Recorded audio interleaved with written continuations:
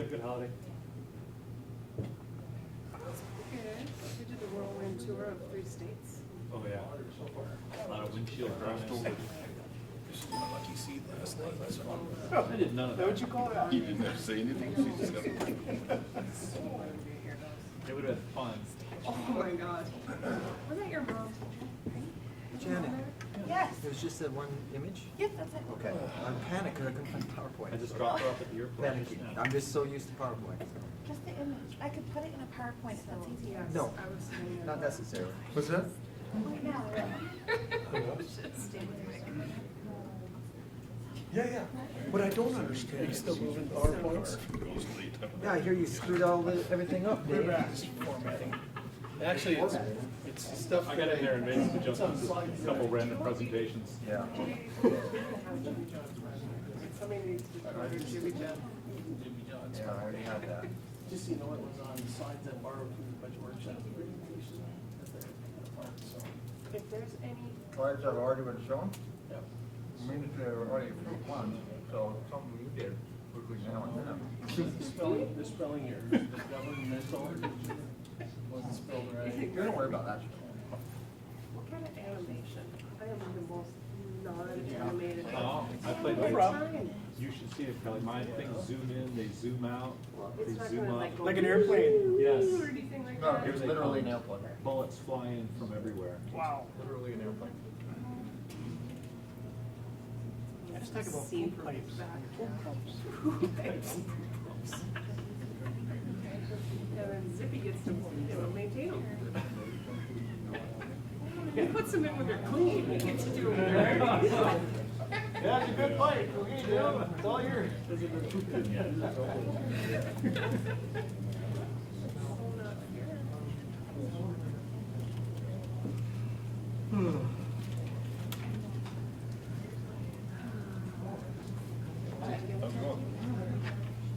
Yes. I saw your email. Oh my God, email? He's not a very happy little camper. Oh, yeah. I actually had to take a break. I went to lunch with a friend, and I was leaving going, it's a good thing I have a city car, I'd be drinking right now. And I wanna push home river card out now. Me? Why? I learned every tell last night. Uh-oh. About what? Where were you two last night? What was I lying about? Find 'em. Is he getting fidgety or what? It's these little tells that are pretty kind of powerful. Like this? He's pulling his hair out.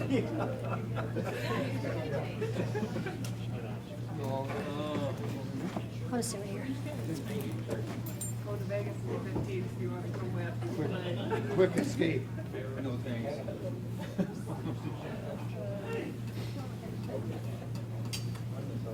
Hey, Ray, I might be able to save you some money.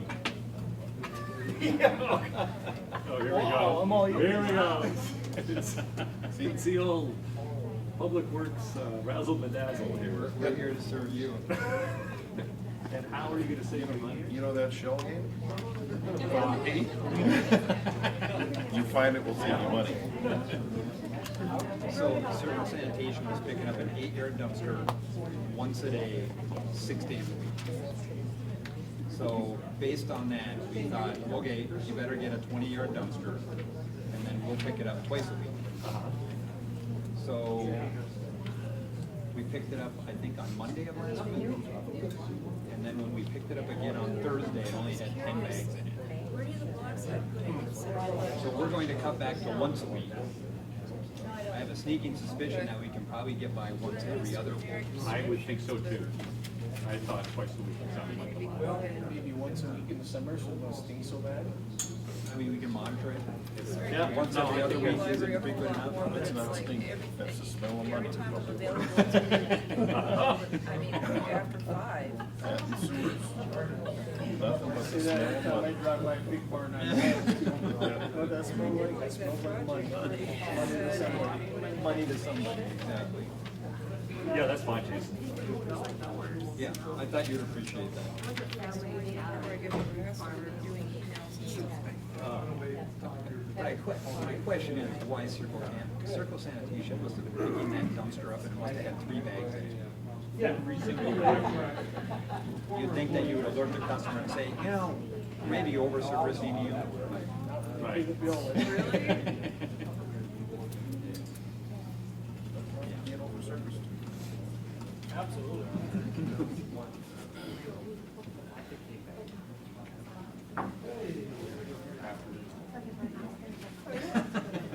Never ever been one of those ones stand up. Always over service. Old wise one. Yes. Is that a lie? No, you're not out of line at all. Nobody, I can't really, I don't know what the problem is. My experience with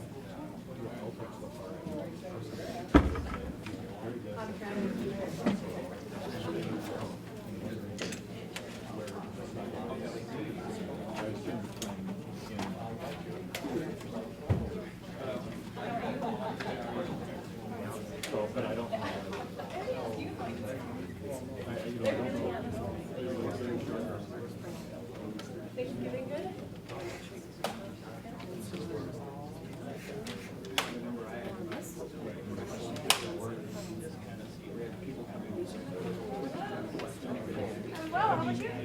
I have swimming lessons. There must be a communication problem between the architect. But I think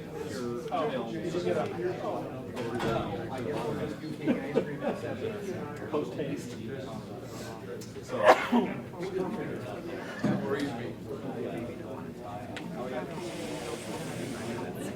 Oh, really?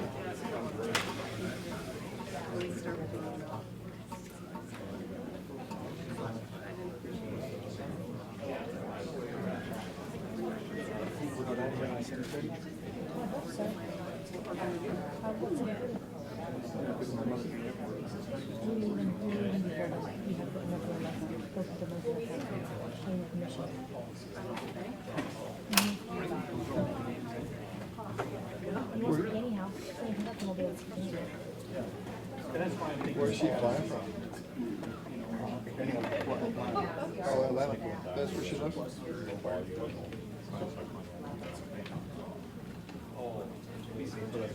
part of Atlanta? Oh, we were wrong enough. Fayette County? From the south? South of the South, yeah. South Metro.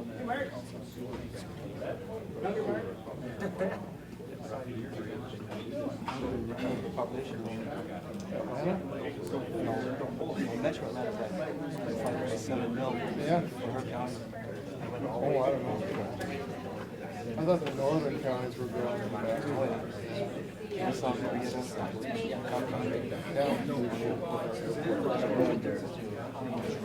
I know when I left down there, they were having problems with that, not enough water in there. They had a big lake, Lake Lanier, and it was dropping rapidly. I wonder if they ever got that back to normal. They lost Lake Lanier. Technology was.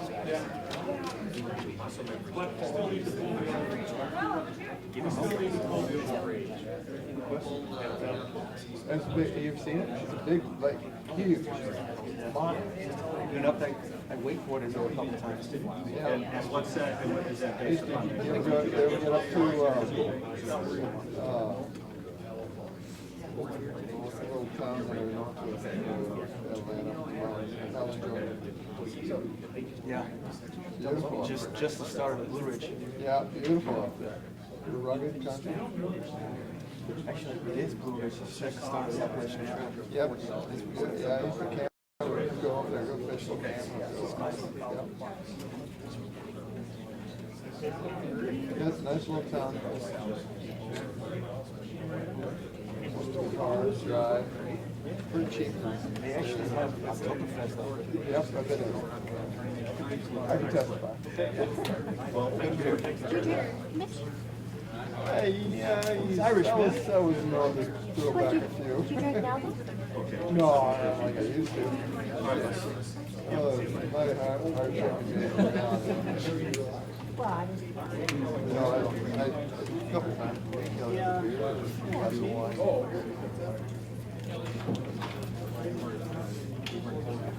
Anything within moderation. Yeah. I just did like the city. Yeah.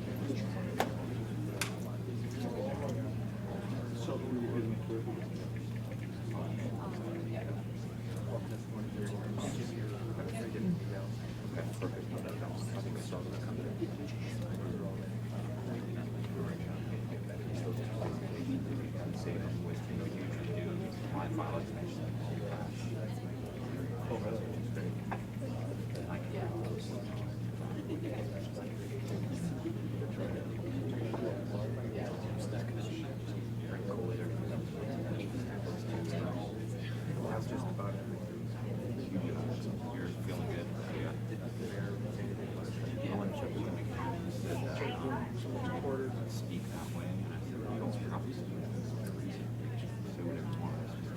So I just go on my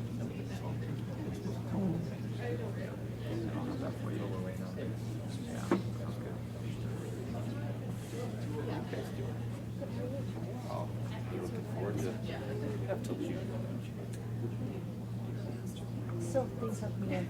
Oh, okay. Yeah, I mean, it's timing's not great.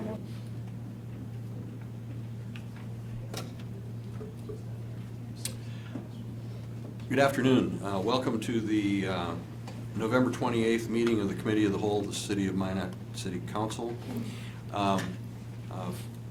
Thank you for attending. A couple of housekeeping things just up front here. If I could ask everybody to make sure that their cell phones are turned to vibrate or silent, that would be helpful to us. And I want to mention that there's something that is not on the agenda today that we had, back a couple of months ago, indicated that this month we would be looking at the garbage ordinance vis-a-vis the fourplexes and apartment complexes and so forth. And we have, at the request of staff, pushed that back. We'll probably be talking about that next month. There was a full agenda for today, and we felt that because it is a bit of a self-imposed time schedule, both on discussing that and on implementation, that we could push that back for 30 days. So with that, we'll get at our agenda. There are 18 items on the agenda. I have been asked to pull items 3, 7, 8, 9, 10, and 11 for individual discussion.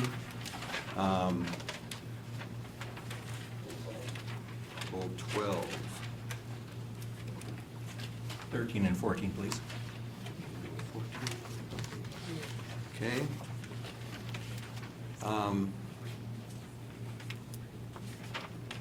Okay, so we have pulled for individual discussion 3, 7, 8, 9, 10, 11, 12, 13, and 14.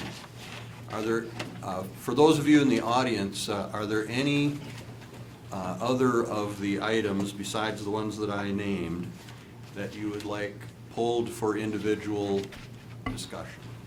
Johnson. Just item 16, I would assume the discussion items are going to be discussed. Yeah, those will be handled in due course.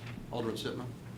Mr. Chairman, I would move items 1, 2, 4, 5, and 6 on recommendations of staff. Second. Okay, second by Olson. Any discussion? Okay, the motion on the floor is to approve 1, 2, 4, 5, and 6 based on staff recommendations. Any discussion? Anybody in the audience want any of those discussed individually? Seeing no one, please call the roll. Sitman? Yes. Straight, Yes. Wolski, Yes. Barney, Janser, Yes. Olson, Yes. Padragula. Yes.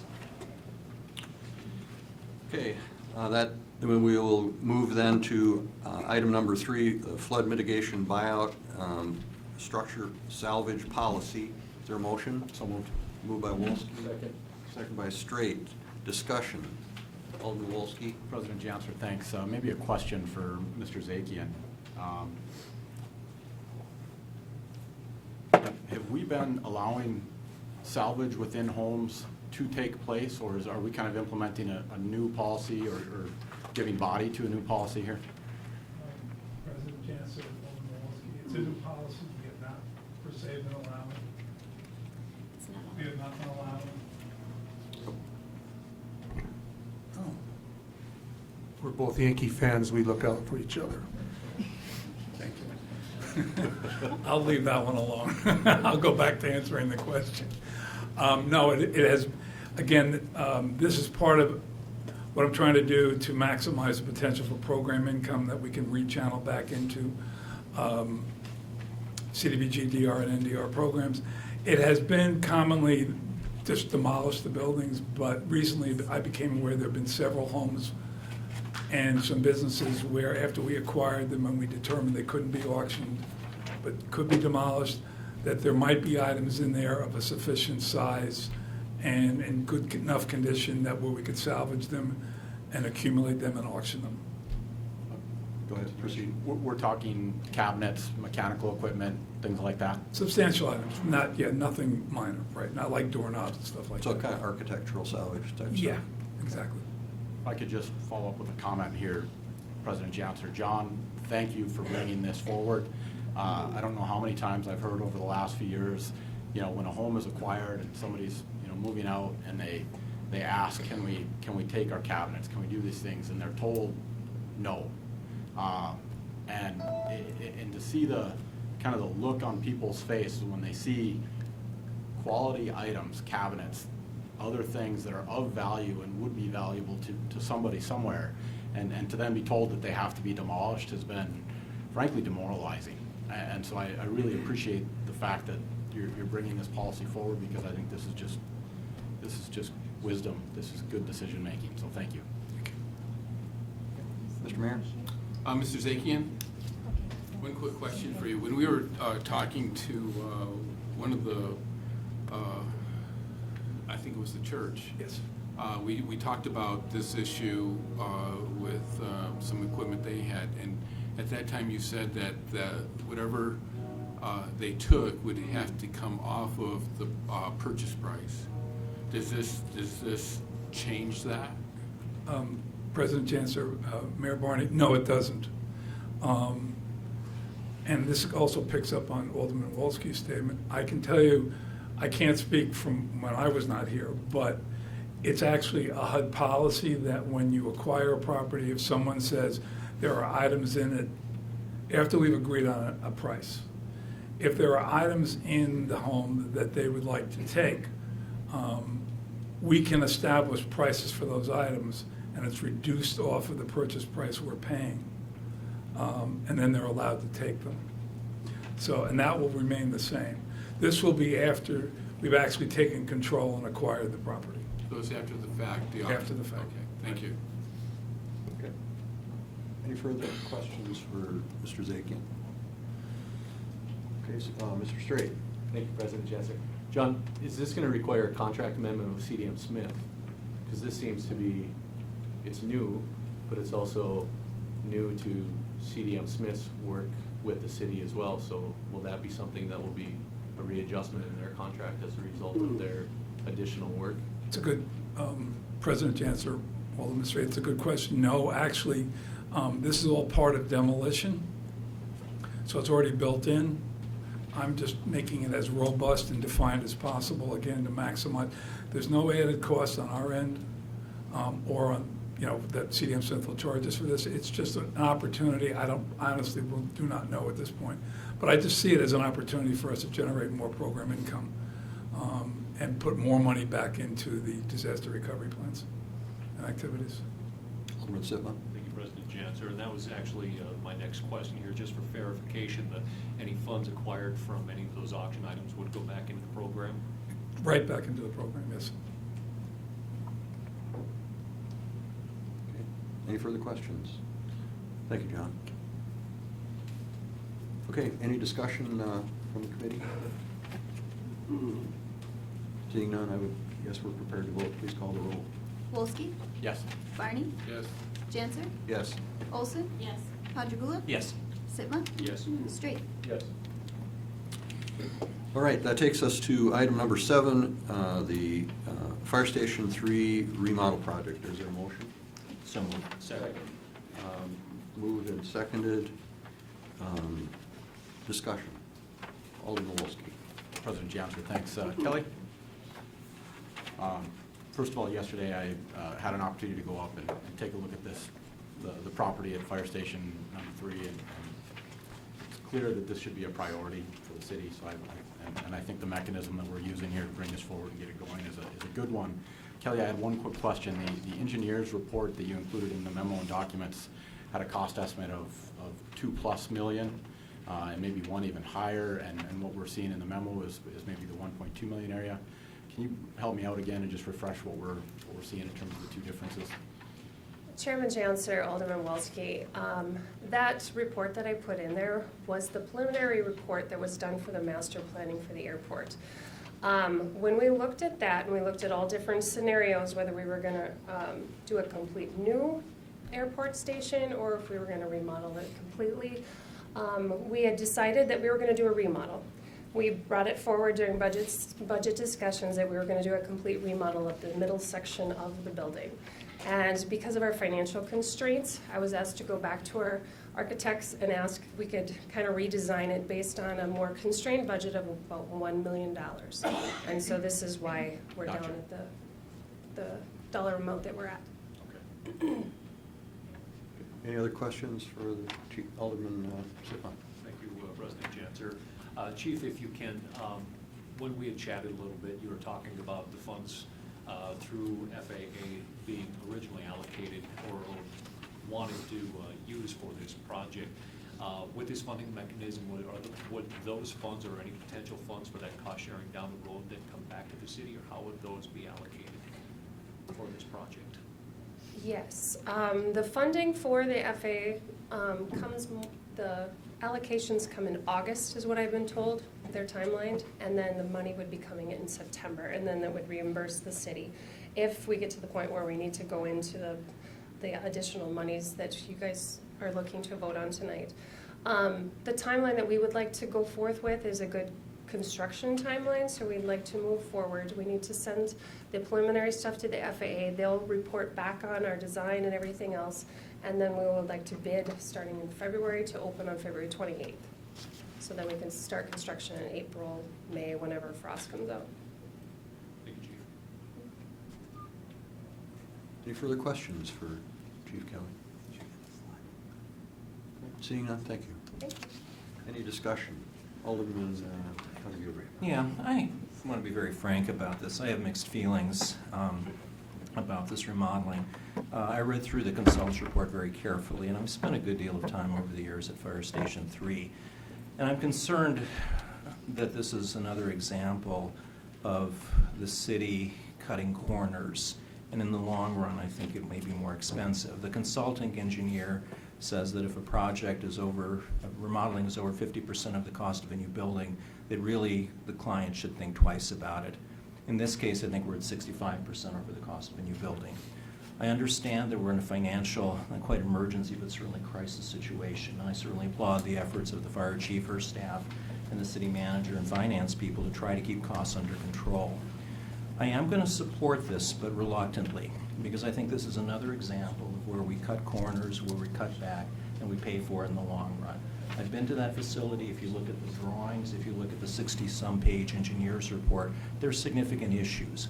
I think one of the mitigating factors here is that we really need to improve this facility very quickly. And my fear is if we wait until the airport master plan gets completed and we get funding for that and tear down some of the other buildings that are proposed in the alternative to build new, that's going to be too long. I think we need to improve the quality of life, the living space, the fire safety. This is so ironic.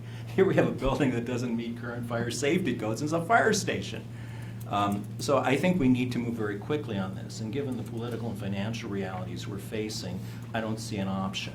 But I do want to go on record that I think this is another example of one of those cases where we don't invest in the infrastructure, and then later on there may be consequences. This building is being designed for 50 to 75 years, this project. This is what a new fire station will serve us for. And I'm concerned about that. We've had cutbacks all over the place. We're cutting back again. This afternoon I received a copy of the revised $1 million proposal. One of the things we're going to is we're sharing bathrooms. You know, I think that's a reasonable compromise. And college has shared a bathroom with a floor full of people. But the new Fire Station 4, has an individual bathroom for each facility. So there are things like that on a small and large level. One of my major concerns about the facility, the building, is it's a lousy site. There are huge problems with drainage. The parking lot slopes down into the building. How we're going to keep water out of there is beyond me. The engineers think they can do it somehow. There are issues with water. The roof isn't pitched. This building has been added on to 2 different times at least, and the roof still wasn't done the right way. It's a flat roof with no pitch. How you expect water to drain out of that is beyond me. Some of the drainage pipes freeze up in the winter. You can go by there and you can see it. Who knows what's hidden behind the walls? So those are the kinds of issues that I'm facing and I'm not comfortable with. I'm going to support this, but I just want to make an issue, a point of this, that this is another example where I think we sell ourselves short in the long run. Further discussion?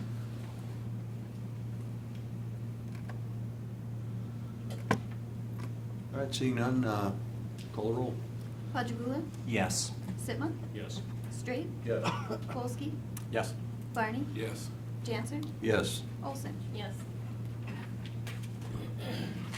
Okay, that takes us to item number 8, an abatement request for townhouses at Stonebridge 5th Edition, 46 townhomes represented by Rogan Kelly and Whiffley.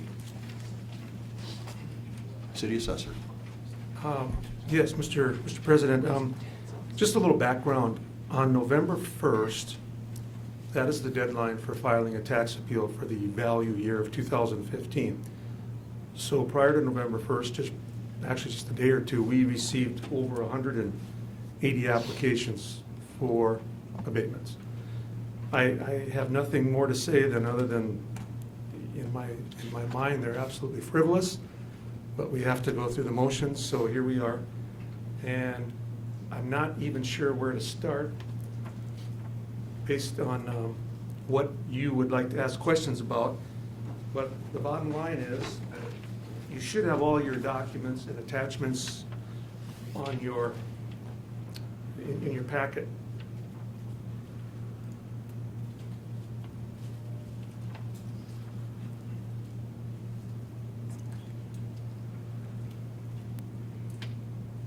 They told me this would work, but it's not. If you So click the link on the bottom there, it says 785. this one? Yeah. Thank you. These are the townhomes we're talking about. There's 46 of them up northeast Minot. So we're north of the airport. And these 46 townhomes were assessed in 2015 at basically what they cost to build and what other townhomes were selling for at that time. So you have to think about the market prior to February 1st of 2015. That takes us back to the tax year 2014. Things were still pretty good. And so we had numerous sales and indicating that single family townhomes like this were worth all of $220,000, $230,000. So that's what they were assessed at.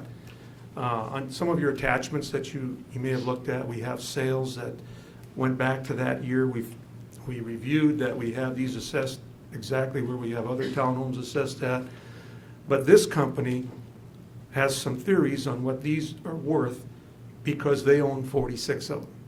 They haven't provided me any documents as to where they arrived at their numbers. They're basically saying that you may have them assessed at $230,000.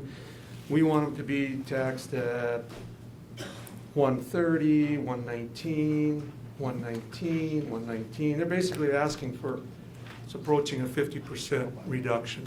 And there's absolutely no way we can recommend that that's even reasonable. Now, it gets interesting because a day later, another tax rep firm applied for an abatement on these same 46 townhomes, and we're going to look at that in coming up in number 9. Only they asked for a little bit less than what these guys asked for. So apparently, they're not even the tax reps don't agree on what stuff is worth when they're asking for a reduction. I don't know what else to say. We've also asked them for documents on where they got their numbers. We've asked them to make appointments, which they have to do. When they file out an abatement form, they have to sign at the bottom, and that gives us permission to go take a look at the property. They have not made any attempt to give us that opportunity. And I just talked to the gentleman on the phone today. He's making it sound like he wasn't going to be here, but he indicated he's now going to order an appraisal for these 46 units. And I said, well, why wouldn't you have done that prior to putting on the bottom here what you think they're worth? Well, he said he used to be an appraiser. So that was what he said. So at this point, I got the feeling they were going to skip these city meetings and go straight to the county, which will have the final authority on this. But it would be my recommendation that we deny their request. Mr. Mayor? I'd like to make a motion affirming Mr. Turnus's valuation on these properties. Second. Okay. And I want to speak to it. Moved by Mayor, second by Alderman Sitton, I believe. Mr. Mayor? You know, I find it really ironic that they're going back to year 2015 for this. As much as I like to torment Mr. Turnus, that has no bearing on the respect I have for the work he does. The fact that he's a Yankees fan, I guess it's excusable, but he does remarkable work as an assessor, and that has been proven out time and time and time again as we've gone through this, and other appraisers typically reinforce the values that he's given. And the fact that these companies have not gone by the proper procedures, they haven't cooperated at all in providing the information needed, I think this is a pretty easy decision on our part to support Mr. Turnus and his staff. Further discussion? Alderman Pottergilly. I wanted to second what the mayor said. I've been through 9 boards of adjustment where we hear appeals. And my experience with Mr. Turnus and his department and our city staff has been that they're really honest about this stuff and they're right on the mark. Where I would differ from the mayor, what I would add to what the mayor said, is when they make a mistake, they admit it. And I think that's a really important thing. For me as a scientist, you look at the data, and when you make a mistake, you admit it. What's troublesome here is that the owner, again, has not followed the procedures, and they're not willing to give us access. I've seen time and time again when Mr. Turnus and his staff have had access, and they found something they've missed, they've corrected that. So I think it's almost an act of bad faith on the part of the property owner here by refusing us access and providing no evidence, no information to support their contentions. Further discussion? Alderman Wolski? President Johnson, thanks. Mr. Turnus, can you clarify, in reading your memo today, I did a quick look on North Dakota Century Code, but North Dakota Century Code requires that they provide access to us. Is that correct?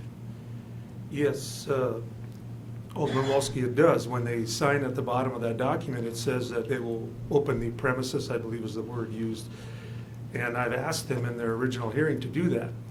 Now, I'm not going to, I don't want to tell you that that would have probably all of a sudden made a big difference. But I mean, clearly, we're not working with each other here.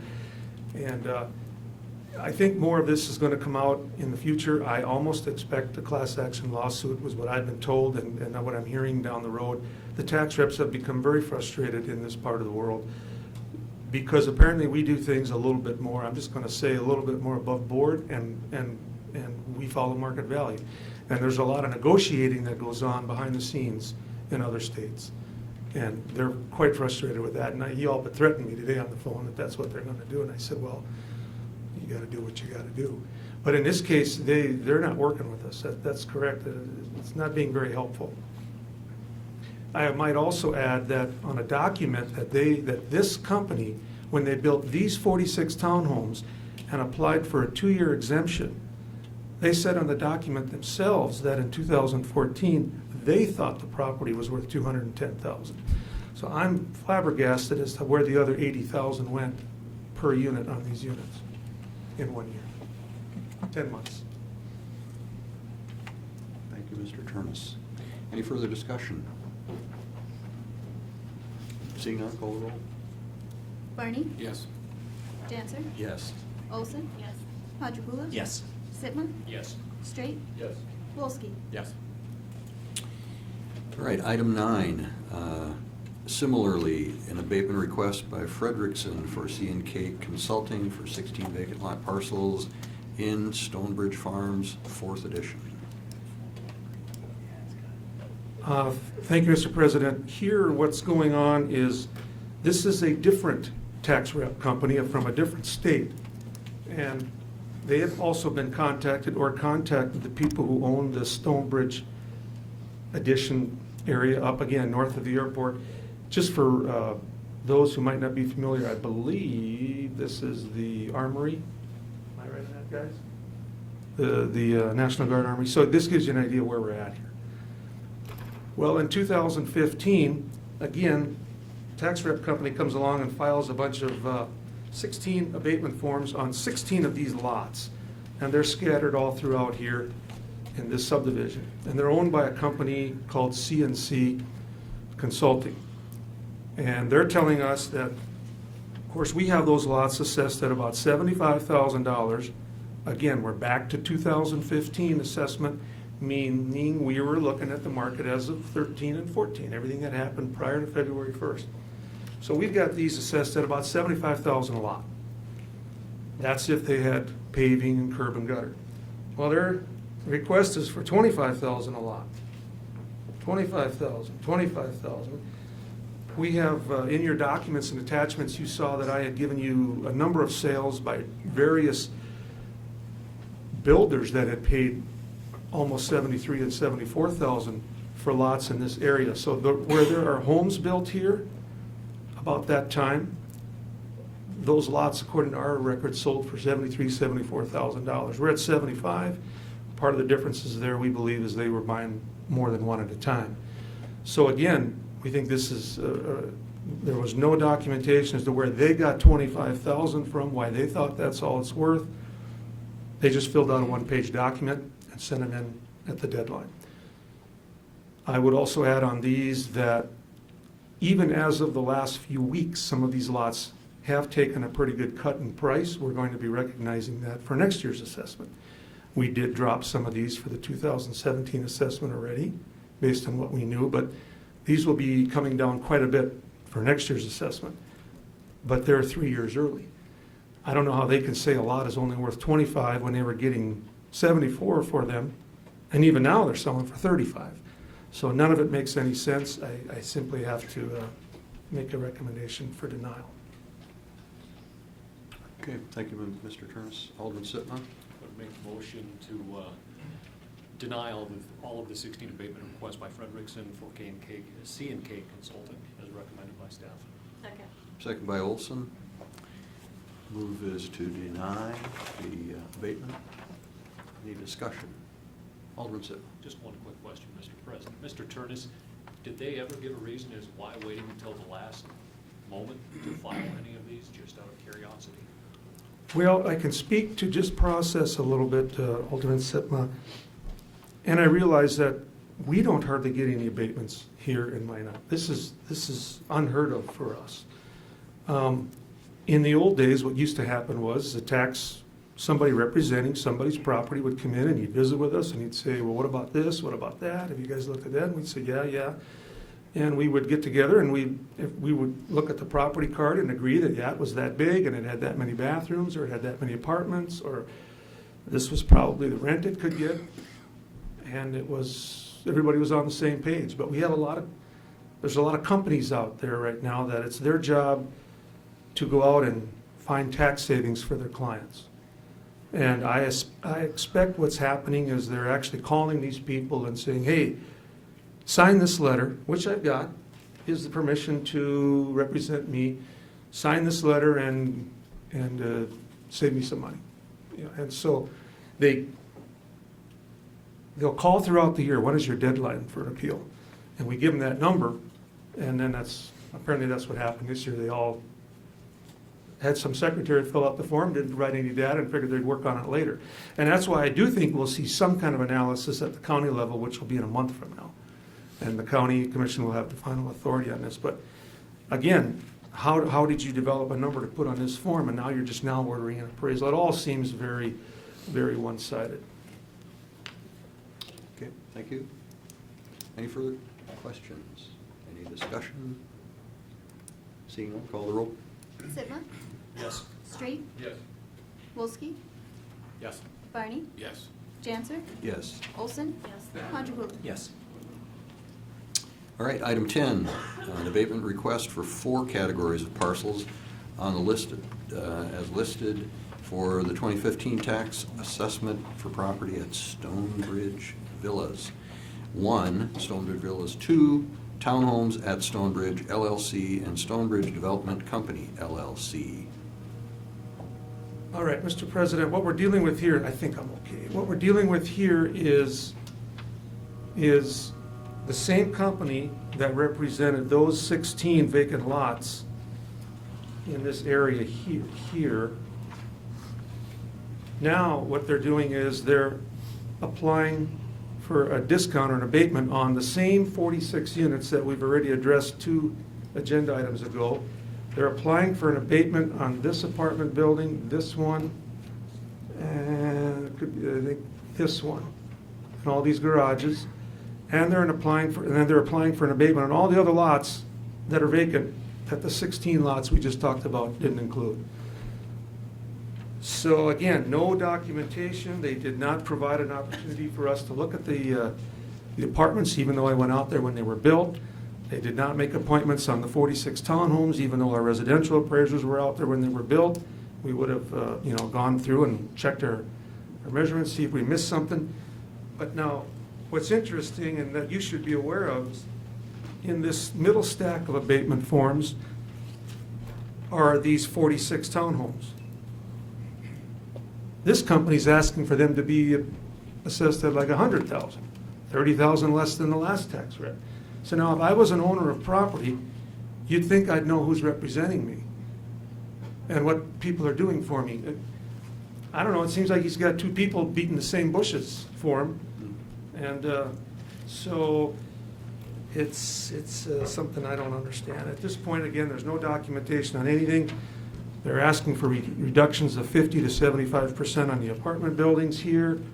They're asking for reductions of almost over 50% on these townhomes. They're asking for reductions of the remaining lots of over 75% roughly. There's all the documents I've attached to this agenda item should indicate that we not only have assessed these the same as we assess other similar homes, other similar lots. We do find that these apartment units are assessed a little bit higher per unit than some other apartment units. But that's because they've got twice the land surrounding the apartment building, and these apartment units are about 20% bigger than anything else up there. Generally, we would find apartment units are around 1,000, 1,050 square feet, 2-bedroom. Well, these are upwards of 1,300, 1,305 square feet. They're bigger, and they've got twice the land. Now, they're not using the land for extra garages or to put another apartment unit up, building on. That's really not our problem, but we can't assess 4 times the land for the same amount as we would assess a similar apartment building that only has half that size. So we're giving them a per square foot value for that additional land. I'd be happy to answer any questions. Questions for the city assessor? All right, seeing none, thank you, Kevin. Is there a motion? Mr. President, I make a motion to deny all of the abatement applications on this agenda item. Moved and seconded to deny the abatement abatement requests. Any discussion? Seeing none, call the roll. Sitma? Yes. Straight? Yes. Wolski? Yes. Barney? Yes. Janser? Yes. Olson? Yes. Ponchatoula? Yes. All right, that takes us to item number 11, the Northridge Villas Second Edition Development Agreement, designated 3632. Is there a motion? Moved by Olson. Second. Seconded by Straight. Discussion. Alderman Wolski? Yeah, President Johnson, I see Mr. Zimmerman there. We had an issue in Lance's memo that needed some settling with regards to some piping and drainage. John, would you care to speak to that?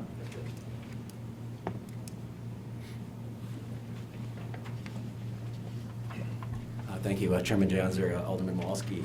Yes, the developers agreement that we're in the process of finalizing with city staff does have one issue that we're at a different opinion, and that's regarding a culvert that was installed in late 2013. It was kind of August, September of 2013, where the existing stormwater detention pond was built. And I think that I'll apologize, as I was not a direct participant in that back then, and we've since inherited the project, for lack of a better term, but we've tried to backfill as many of the facts as we can, and have been working with city staff on trying to fill in the blanks as best both sides can, since in 2013 it was obviously the height of the post-flood construction boom, with the oil boom going on as well. So the nature of it is that there was a corrugated steel pipe culvert that was installed versus the preferred concrete type of culvert that is the city norm now. The pond was built in July, August of 2013, and then it was essentially built for the properties to the north, which is Eagles Landing, which is roughly 190 residential units. So the pipe that's installed there, again, not being the preferred choice, we did follow up with, it was purchased at True North Steel out of Fargo.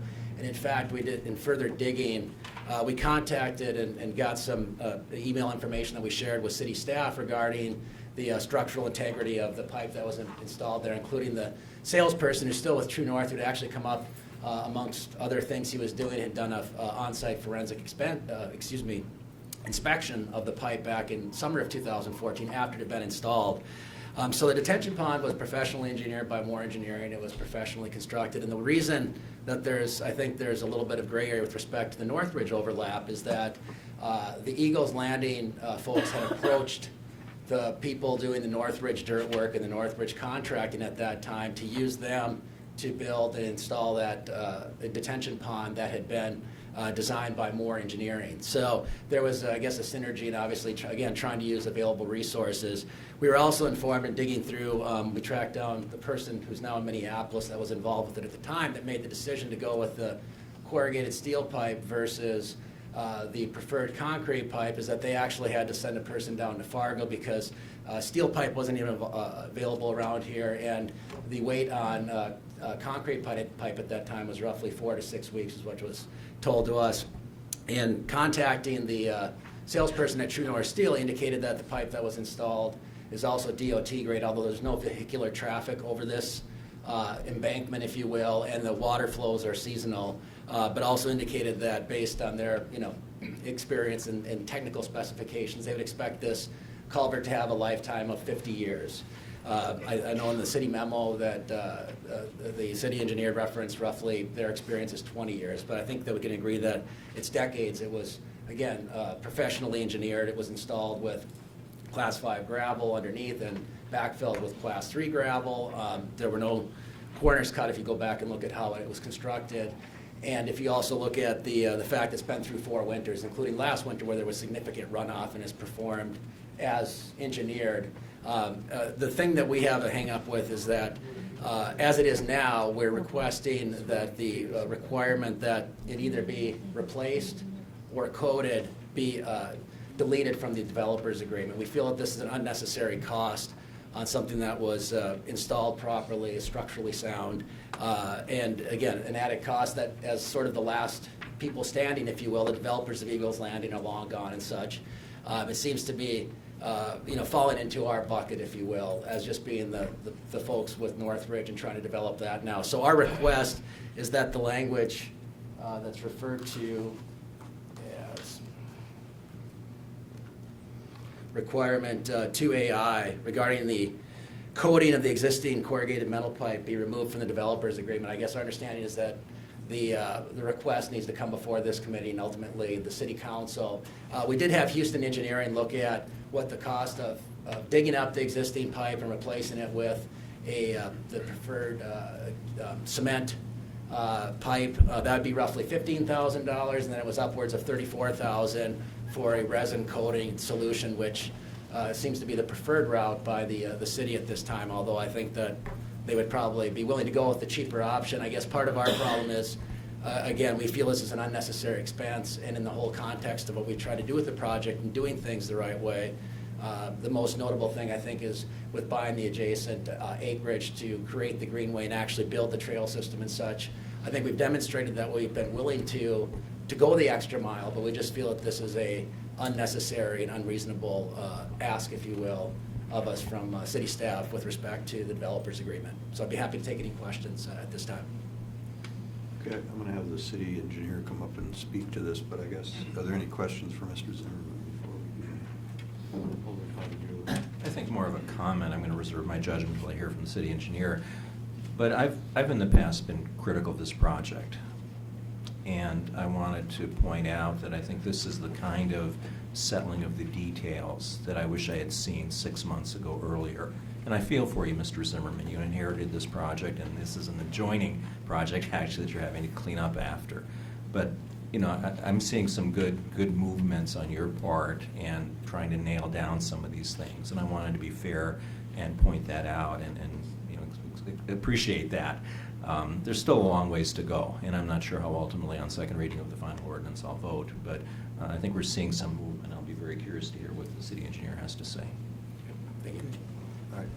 Okay, stand by. I may need you back, but.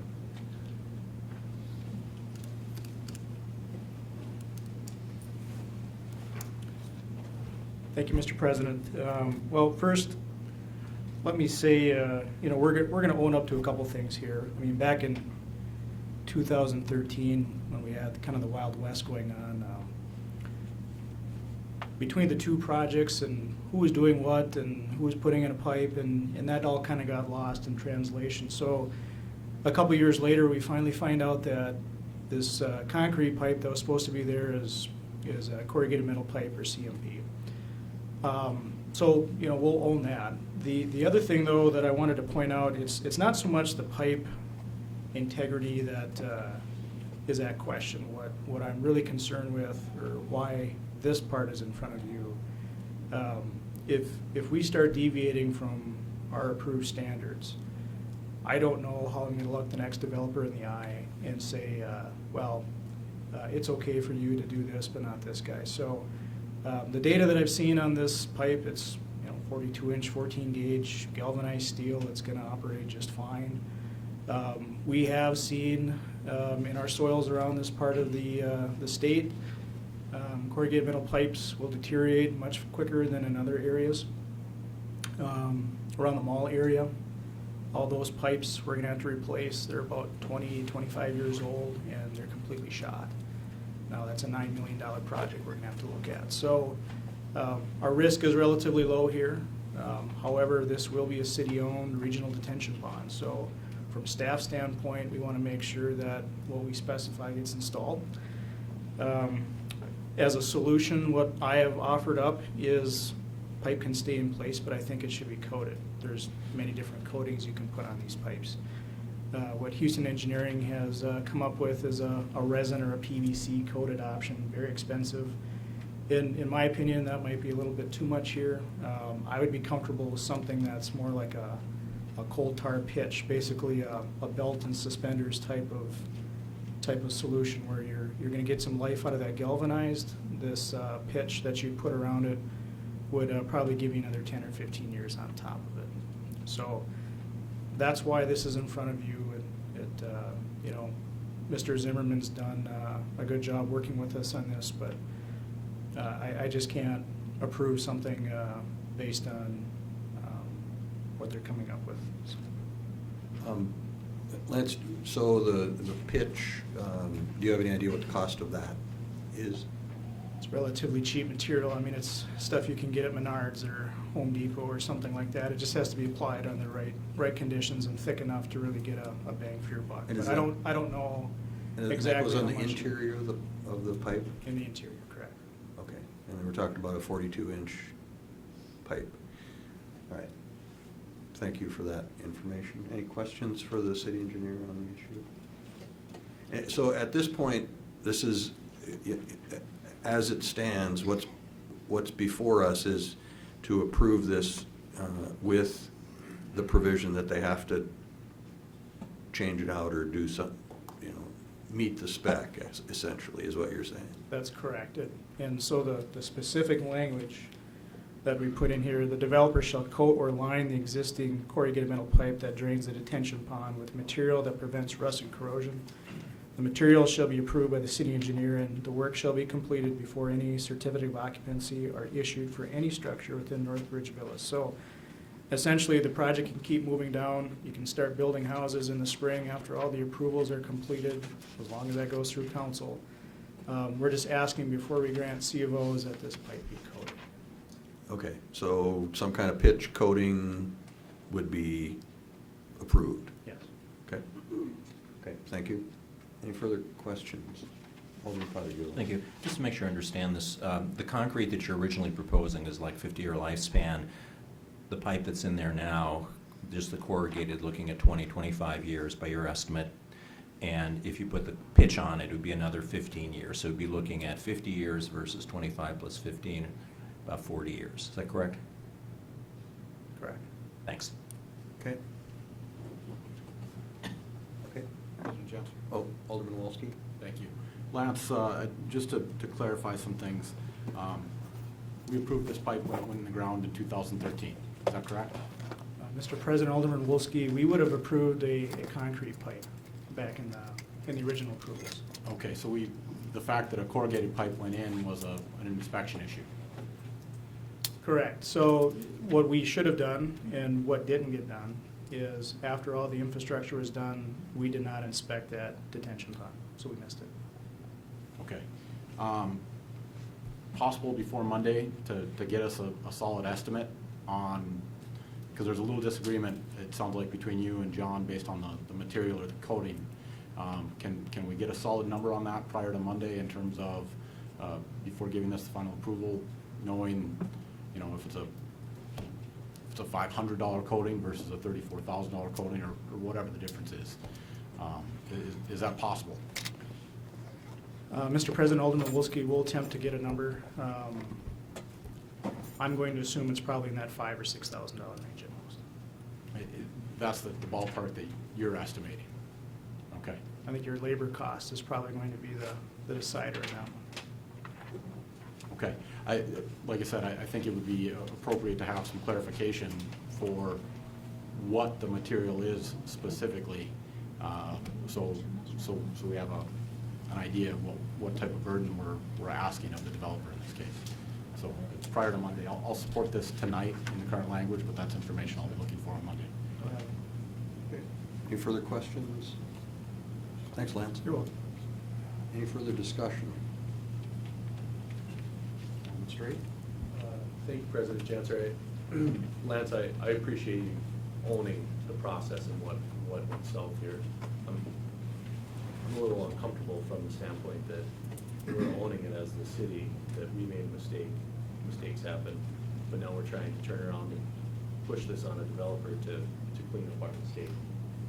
Maybe I'm misreading that, but that's the way I interpret it a little bit. And this kind of gets back to this overall theme that you've heard me harping on quite a bit of the city might not open for business, that at some point we have to eat it and not always be passing this on, or passing, in this instance, I feel that this is probably wrong.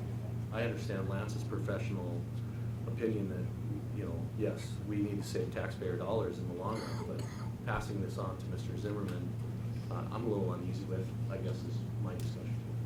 I'll leave it at that. I would comment that,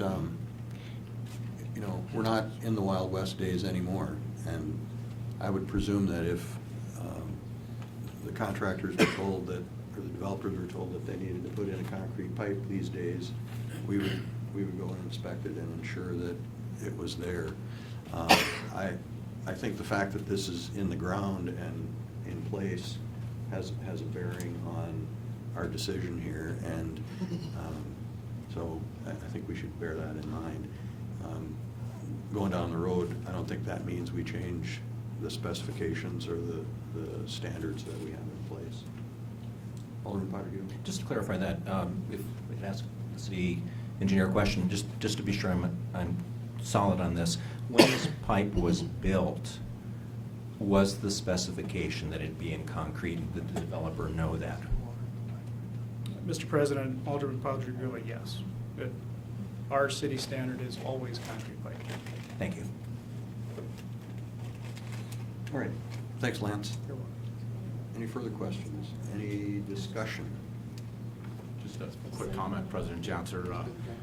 I am going to support this tonight because I think we simply need to move it forward so we can take this up on Monday, but I'm not sure I'll be supporting it on Monday when that time comes. But I would like to see those numbers based on the cost of and get some coming together on what the coding is required. Okay. Seeing no further discussion on this item, please call the roll. Olson? Yes. Pondragula? Yes. Sitma? Yes. Straight? No. Wolski? Yes. Barney? Yes. Janser? Yes. Item 12 is a discussion of the committee of the whole structure and the schedule. And in order to kind of facilitate this a little bit, and recognizing that some of these things were identified and discussed at length in the new government ad hoc committee, and much of that information you've all seen in your packet. I guess we can kind of talk about the schedule and then as well the committee structure. So with that, if somebody has a motion that they want to make, we can start with that. Mr. Mayor. Thank you, Mr. Janser. I think this is, don't get nervous. I won't cough on you, I think that this is on our agenda, pretty much my request. And with the new form of government that we went through and the good work that the ad hoc committee did, we also discussed the fact that we needed to revisit particularly the committee structures and other items that needed refinement after we functioned under this form of government for a period of time. And there were a couple of things that jumped out to me that I thought could be refined. Excuse me, and one of them is the standing committee format. I think that it's cumbersome for this body to meet on Tuesday and Wednesday and then meet again the following Monday on the exact same issues. And I think that a better proposal would be to split the council in half and then add 2 lay people from the community to each of those 2 standing committees. I think that gives a perspective to the community that this is an open government. I think it also adds an additional layer of transparency, but it also proves to be a good grooming platform for other people that may be interested in getting into city government that may not know exactly how to do it or exactly how interested they are, and this would give them the opportunity to do just that. So that was the idea that I came up with, and if you want to consider that a motion, that would be fine. But again, I would split the council in half, 3 and 3, with adding 2 members from the community, much like we used to do with the airport committee, and move forward with the exact scheduling that we've done in the past with the standing committees meeting on Tuesday and Wednesday, and then the council meeting on the following Monday. I think the community is used to that schedule, and I think that we have change, but yet we have some consistency with regards to access to our meetings. So that's a very long-winded Yeah, but Kelly's motion. Kelly's got that nailed. You got that, Kelly? All right, that's my motion. And Mayor, Mr. Mayor, just to clarify, when you say 2 lay people, I'm hearing that as, so there would be, so each of those committees would consist of 3 council members and 2 lay people, is that? Precisely. Okay. Second to that motion. Okay, seconded by Olson. Discussion. City Manager. Thank you, Mr. Chairman. Mr. Mayor, just a clarification on your proposal.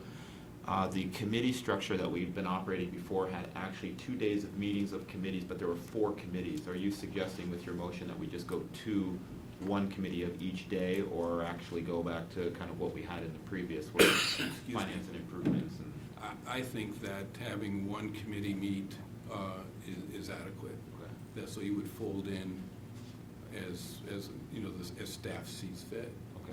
On whether maybe the Monday committee handles airport issues, and then the other one handles liquor and gambling issues. I don't have a strong preference as to how it's broken up. Okay. It would actually be somewhat similar to the way we've been doing it. Exactly. With the addition of more people from the community. Correct. City Manager? Well, I do appreciate the conversation. I think it's just important for us as staff to set this up in the motion to make sure everyone's clear, because we don't want to have staff or the public cherry picking a certain meeting and trying to agenda jockey issues to get to a more favorable committee that may be hearing all issues and the other committee hears all issues. Would the staff do that? I've seen worse, but not by this staff. Okay, But, thank you. One other, one other thing that we should perhaps think about, or maybe could be included in the motion, is with regard to the 2 lay people per committee that this contemplates.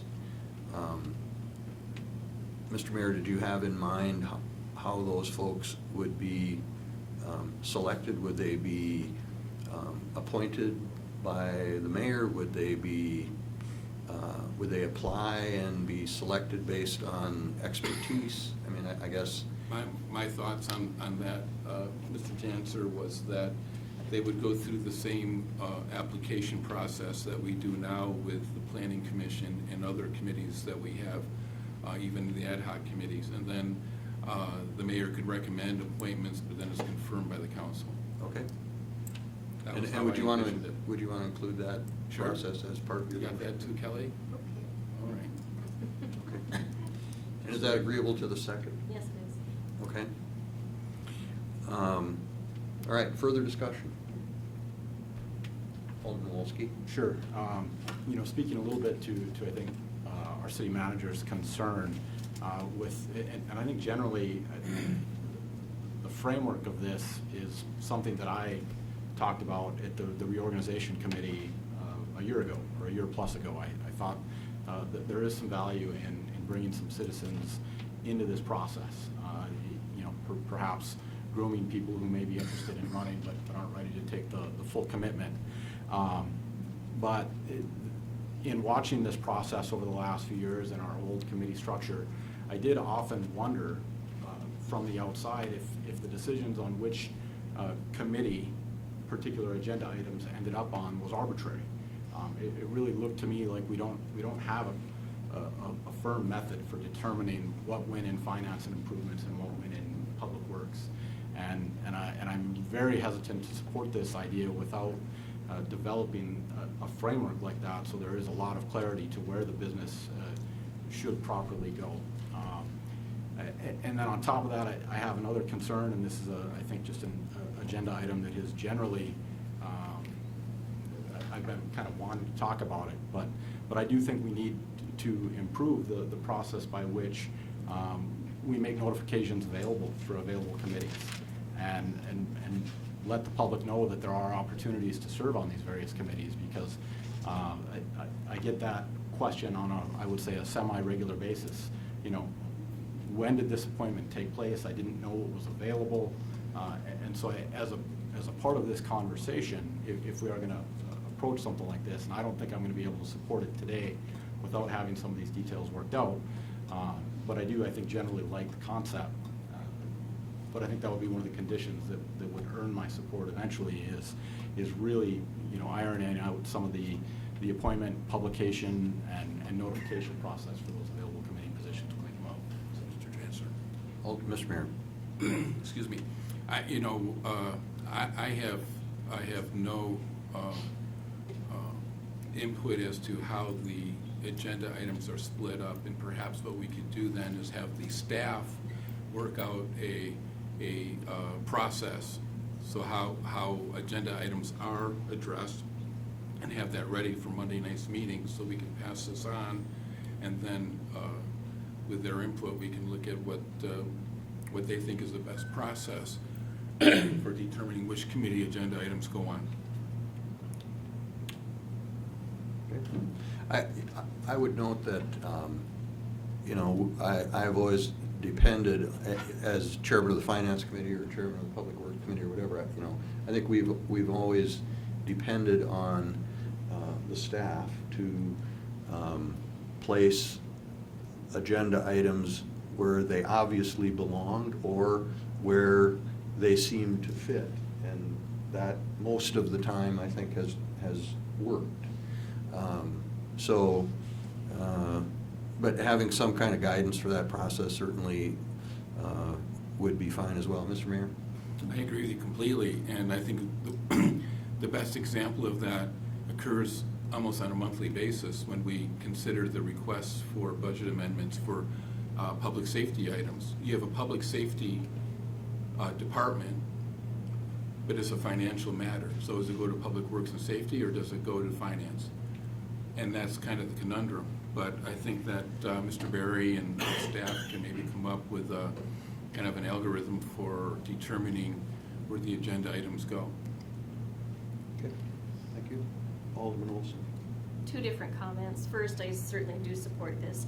I've thought that this has been kind of a redundant process, having all of us up here 2 nights in a row to then hear the same items again the following week. And I've had citizens ask about that. Some of them are confused as to why they do have to appear before us 2 different times, sit through some very lengthy meetings to have the issue heard 2 different times. So I like this idea. And I think that there should be a process in putting items on an agenda, but ultimately this whole body will vote on it the following Monday, so it really doesn't matter which committee it's heard in, because we will still have the final vote next week. Good point. Further discussion? Alderman Potter-Gula. I've thought about this a long time, and I'm not keen on the proposal. I do want to thank the mayor for bringing it up, and I think some reevaluation of the structure and function of these 2 committees is important. There's 7 points I'd like to make. First, I think it's premature.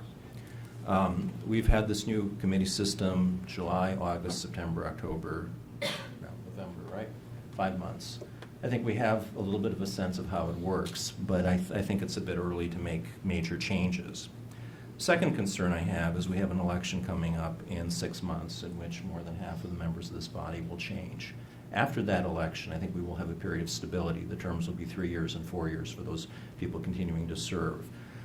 I think in some ways it would undercut the progress we made toward a more responsive government in last June's election. I think I personally would prefer us to let this kind of play out and see how it happens, and give the new council, again, a majority of the 7 that's going to be constituted next June to make the decisive vote on this.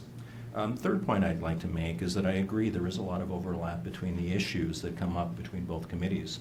Chuck had a very good example of that. If it's a budget amendment for public safety, which day does it go to? And I think one of my major concerns about this is that I think a lot of the issues are tied together. They're all interrelated. Ansel Adams had this great quote about everything in the universe is tied to everything else. And I think to segregate artificially one committee with 7 people and another committee with 7 people seems arbitrary. My history has been, and I think that of most aldermen, especially now, has been that you go to both committees, you go to every committee, because you want to find out what's happening, the actions at the committee level. So I think the split is arbitrary. Fourth point I'd like to make is that there's a great deal of time involved in serving on the council. I like the idea of making things more transparent and more responsive. But I think, again, because of how the issues are interconnected, you can't in isolation serve on one committee and deal with one set of issues. I'm putting in an average of 2.5 days a week on city business, and I know that some of my colleagues are putting in even more than that. That's a lot of commitment, a lot of time to expect from the average citizen. Point number 5, I think there's a very long learning curve. I think those who are new to the council will understand that. And again, to be up on the issues, to be up on our facilities, to be up on our staff is going to take a great deal of time and effort, and I don't know that that's how reasonable it is to expect. Sixth point I'd make is that I think actually if we put citizens on this, it actually would reduce the accountability. Granted, there would be more openness, there would be more voices, but I think we can achieve that openness in other ways, and some of it we've already achieved with the televising of the meetings, the better sound system, things like that. If you have unelected people making significant decisions, I think that's a problem.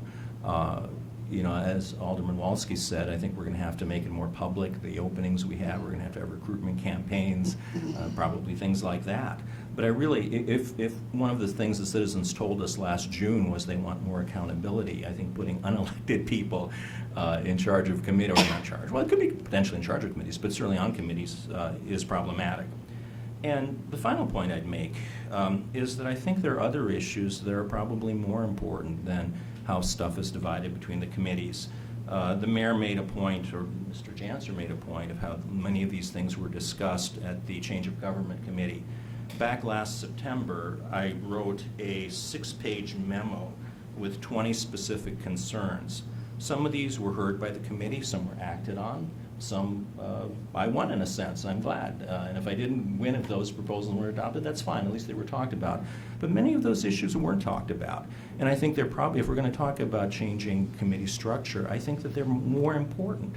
For example, I don't know that we have the legal authority to cancel a meeting or reschedule it. We have to meet to set a new date, but if we could meet, then we could have it. And we've had instances where we've had storms, we've had emergencies, we could have another emergency where I think the city in a sense could be paralyzed. Now I don't know where we stand legally. I think we would act in good faith if there were a huge blizzard or another ammonia leak or something. But those are the kinds of things, they may seem like housekeeping issues, but they're really important. And they get at this issue of notice. We can't change a meeting if there's some emergency. Another issue we don't have anywhere in our ordinances that I can see a guarantee that a citizen has a right to speak. The mayor so far has honored that, I think, very nicely, and done a very good job, and so has Mr. Janser in terms of moderating meetings. But I'd like to see somewhere there's a guarantee in ordinance that citizens have the right to speak. One of the other issues that I've been concerned about is that debate is limited to 5 minutes.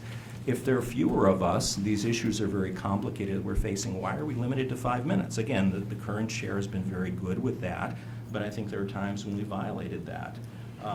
So I think there are a lot of other issues that are really, really important, and probably more important. Continuity of government, if there should be some disaster, the ability to meet by telephone in a public manner. 14 of us are here, 15 of us were here. If 1 or 2 are gone, it's not a problem. But if there's 7 on a committee and 2 or 3 are sick or indisposed by the weather or something like that, and we face the prospect of being, rendered unable to act. So, from my point of view, there are still problems. I noticed in the committee agendas from the other cities, there's a space for new items. There are times when the chairs, not just these 2 incumbent chairs, but other chairs have welcomed items. There are times when they've actively squelched items being put on there. And I've been the victim of that twice. And there's nowhere that guarantees that any alderman, let alone any citizen, has the right to bring up an issue. So I'm very concerned about those kinds of issues. I'm concerned about some of the ways in which we talk about things. For example, we observe great decorum by referring to the president as the president or the chair. People address us as aldermen, and yet we address them as, Joe or Kelly or whatever. I'm not comfortable with that. I'm a very informal person, and maybe that doesn't need to be codified. And when I ran a committee, I tried to have things more open. But there are things like that I think detract from public input. Another issue is having to give your address when you testify. There are people who don't want to be public about that. I've been a victim of stalking. I've had my life threatened. And I've seen when abused women have been here lobbying for services, lobbying for protective services, and they're asked to give their name, and you hear this pause in their address. Do you want to give your address when someone is stalking you? So I think there are a lot of issues, and actually there were 20 of them that I identified. Some of them have become moot, but there are additional issues that I think have risen and that I've noted here. So again, I don't mean any criticism. Oh, I guess one of the other issues that we've been inconsistent on is this notion of approving mayoral appointments. And again, I'm not being critical of Chuck Barney or Mark Janser. You know, these are issues that are structural issues that have to do with the structure and functioning of the committees and how we talk about things. There have been times when we've approved appointments, there are times we haven't. There seems to be no rhyme or reason for this. Those are the kinds of things I'd like to see nailed down before we go to this issue of, you know, a reconsideration of the structure of the committees. I've been pleased with what I've seen. And as a psychologist, you know, I've seen this group coming together more than other groups have in the past. I think this has been the most functional council I've experienced since I was first elected in 1998, with some periods away and some periods on the council. We're starting to coalesce, we're starting to gel, and I think that's a very positive thing. So I have, I'm not keen on reorganizing now. I would be keen on looking at some other issues and nailing those down. If they were part of a broader reevaluation, a part of a broader you know, redefinition of what we do, I could support some of that. But I think, again, there are other issues from my point of view that are more important and need to be attended to. Alderman Sitma. Thank you, President Janser. This specific issue with splitting up the council into two different sections of three apiece, I've given quite a bit of thought as well, and I think Mr. Patagula touched on several of the issues that, you know, I've had myself, where whether it comes to accountability, being an elected official and having lay people on there, and staff having to go to appointed people that haven't been elected. That to me is one area of concern of mine, and I think Mr. Patagula touched on this quite thoroughly. But over the last 5-6 months, I've felt abundantly more prepared coming into council meetings, and I've seen ideas just from individual votes. I know some of mine have shifted from committee of the whole to council with having that, with having more information or being more well prepared coming into those meetings. And I agree wholly that there's a certain place that I think is needed for those training grounds to get people more engaged and get a taste of what it is, and perhaps get more people interested in becoming part of the process or running for some of those council positions in the future. I'm not sure I'm in favor of so quickly making that transition right now. Taking a look at just the accountability alone of having constituents reaching out to, I would see it almost being more burdensome on the three on each of those committees, because it would be the constituents reaching out to just the three on that specific committee then, prior to the council meeting. Very well could end up being even more work on top of what we have seen is an increase in the workload over the last 6 or 8 months since we've changed. But again, I'm just going to go back to, I feel wholly more prepared coming into those council meetings as we have done for the last 6 months with this group, and you know, right, wrong, or otherwise on how the vote comes out. But to me, having that information and thoroughly vetting it is the best part of the process to me to this point. I want to clarify something that the accountability isn't changing. The elected people are still making the decisions on policy at the council meeting. Having additional input by the public is an advantage and an asset. So it's not that anybody, you know, we're not having less accountability by having people non-elected on these committees, any more than the ad hoc committee is that we've got going with the animal issues, that those people aren't accountable. They're not. We are. When those recommendations come to us as a council, then we are accountable as to how we vote on the recommendations made by the subcommittee. Exact same principle is in effect here. And we're also getting more people involved. So the accountability issue to me is a non-issue for that very reason. So I just wanted to clarify that while it was still fresh in everyone's mind. Thank you. Further discussion? Straight President Janser, I appreciate the mayor touching on the animal issue because I'd like to advocate for myself for a lifetime appointment of chairing an animal committee going forward. But in all seriousness, I think about Kelly next to me, Tom, Kelly H., staff. I appreciate just the one thing that I can agree on is keeping the meetings at the end of the meeting. I think that's the mayor's dead on, that people have grown accustomed to this process. I think we can hopefully all agree on that. After that, yeah, we might, I agree with, I guess, Alderman Sitma that there's something in the process from Tuesday, Wednesday to Monday that is, maybe it's redundant. I appreciate Alderman Olson's point to that because I feel that we wanted to set out on a process that was trying to be more efficient, but I think there's something in that redundancy that certainly helps streamline the process. I think I could speak to appointments, and we'll probably have some differing of opinions on that going forward, but I would like to speak to maintaining the end of the month meeting schedule and the structure of that. I'm a little more inclined to keep it the way it is right now, knowing full well that we talk a lot about wanting to have more input, more people involved. And I heard oftentimes in the lead up to the change in government that you put too much power in the hands of a few, you can kind of expect some of those results. So I think that there's some balance issues that have to take place, and I guess I'll continue to stew on it as we vote. Okay. Any further discussion? Alderman Sitma. One last, just a couple of last comments there, Mr. Janser.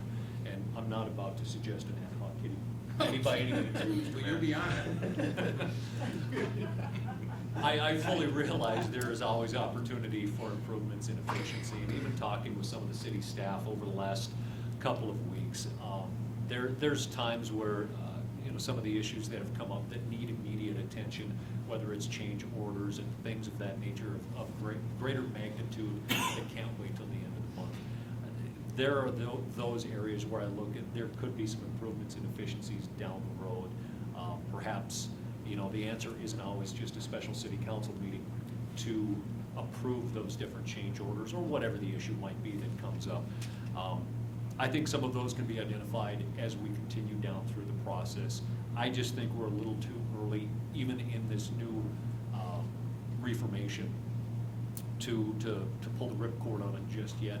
I think this is something that we could definitely continue to look at and maybe even get a little more input from city staff or the city manager himself for potential for improvements down the road.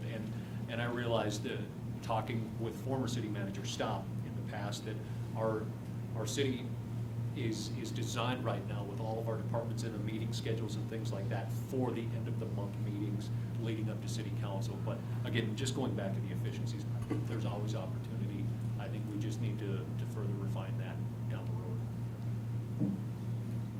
the road. Alderman Wolski. One closing thought from me here, Mr. Janser. I think with all of these things, going back to the council reorganization discussion of a couple of years ago, I think the structure of these committees is far less important than the engagement from the committee members. And right now, I do think we have a good process working, and so I think at this point I'm going to be opposed to this motion, but in theory I do like the concept of trying to get more people involved with the process.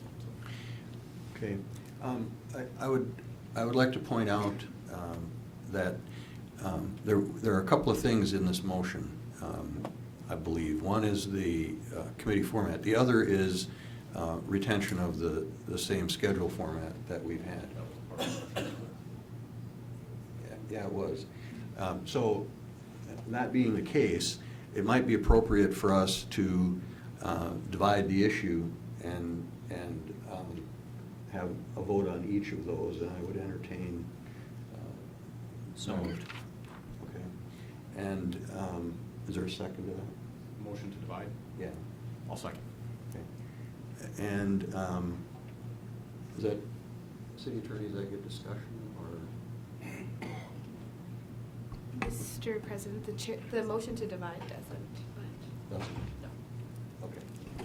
Okay, so, so let's vote on a motion to divide the two issues then. Padragula? Yes. Sitma? Yes. Straight? Yes. Wolski? Yes. Barney? Yes. Janser? Yes. Olson? Yes. Okay, so we are now going to vote on the retention of the schedule, basically, to the format that it's been. Alderman Wolski? We haven't really had a discussion on that, President Janser. I was going to say it might be more appropriate to vote on the committee structure first and then consider the schedule. Just Okay. a suggestion. That's fine by me. Any further discussion on the committee structure portion of the motion? Alderman Olson? I'll just add one simple point.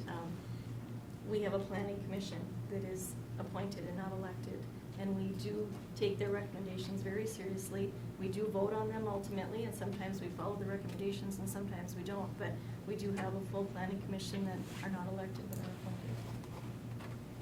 appointed. Okay. Any further discussion? Call the roll. Barney? Yes. Janser? Yes. Olson? Yes. Padragula? No. Sitma? No. Straight? No. Wolski? No. Okay. Motion fails. Second part is retention of the current schedule. Call the roll. Oh, I'm sorry, you wanted to discuss that. Sure. Thanks, Chairman Janser. The comments I had kind of written down prior to this item coming up here today are,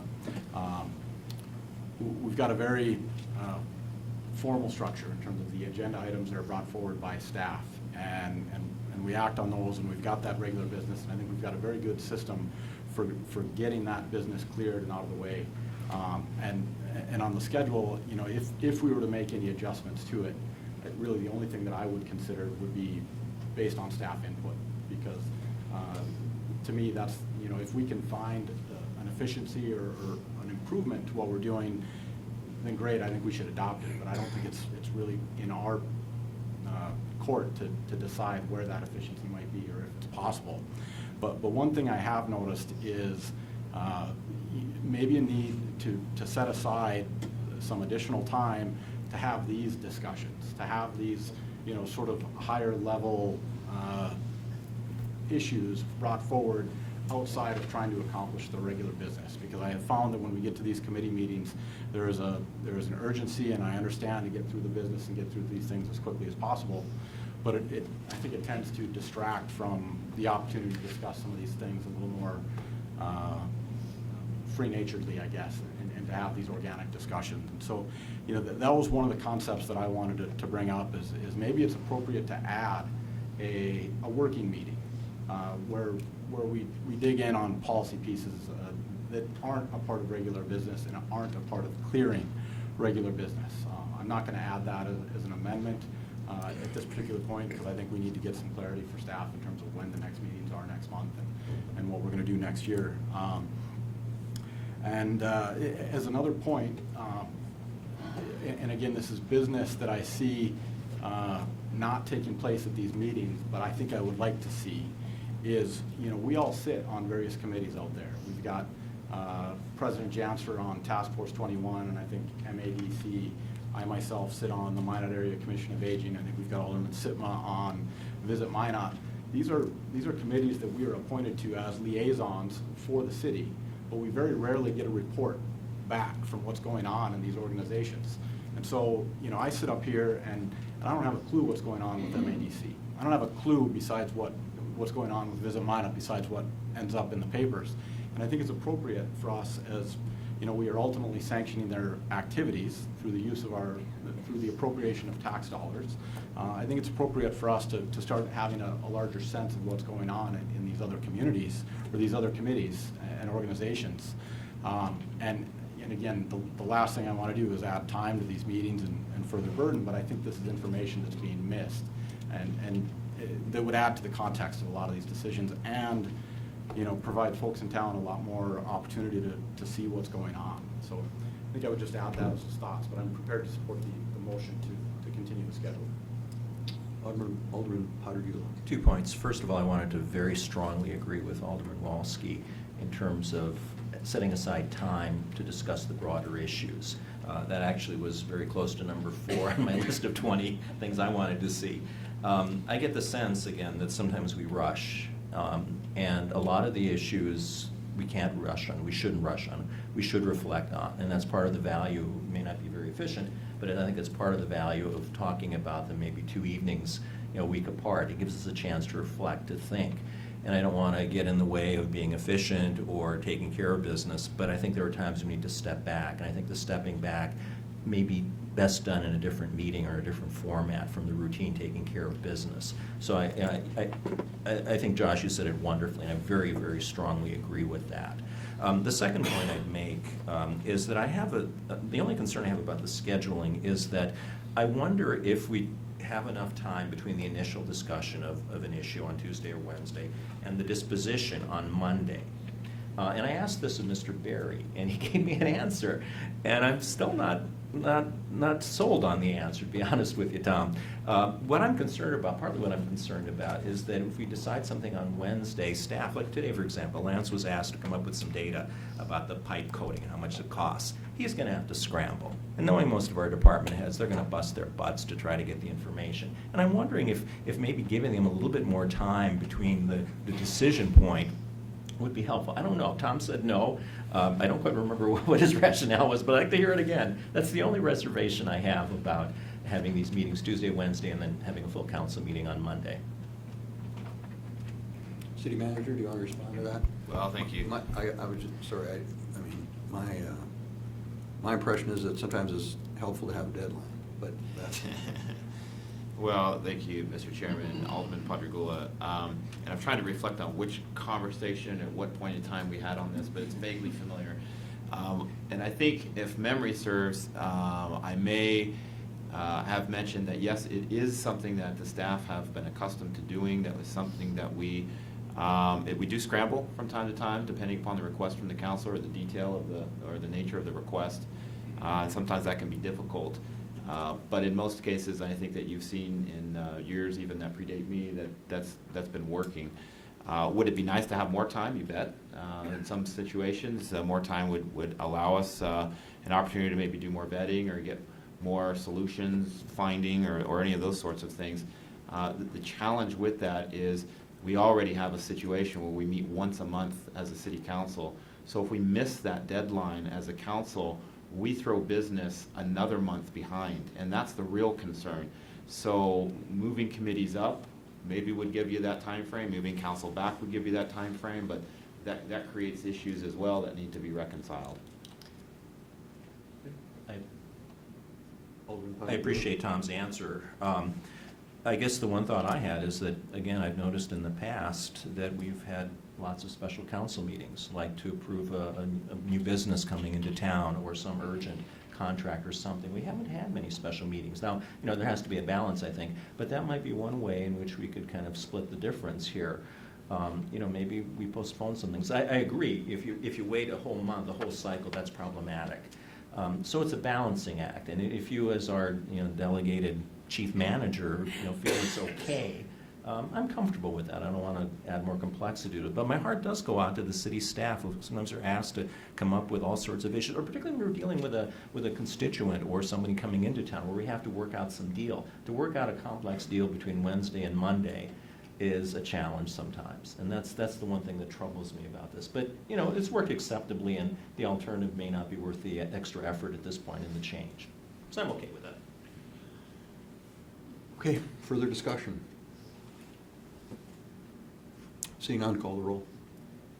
Just to clarify the motion, it's just to continue with the schedule. I think that's a fair summary. Okay. Barney? Yes. Janser? Yes. Olson? Yes. Padrigula? Yes. Sitma? Yes. Straight? Yes. Wolski? Yes.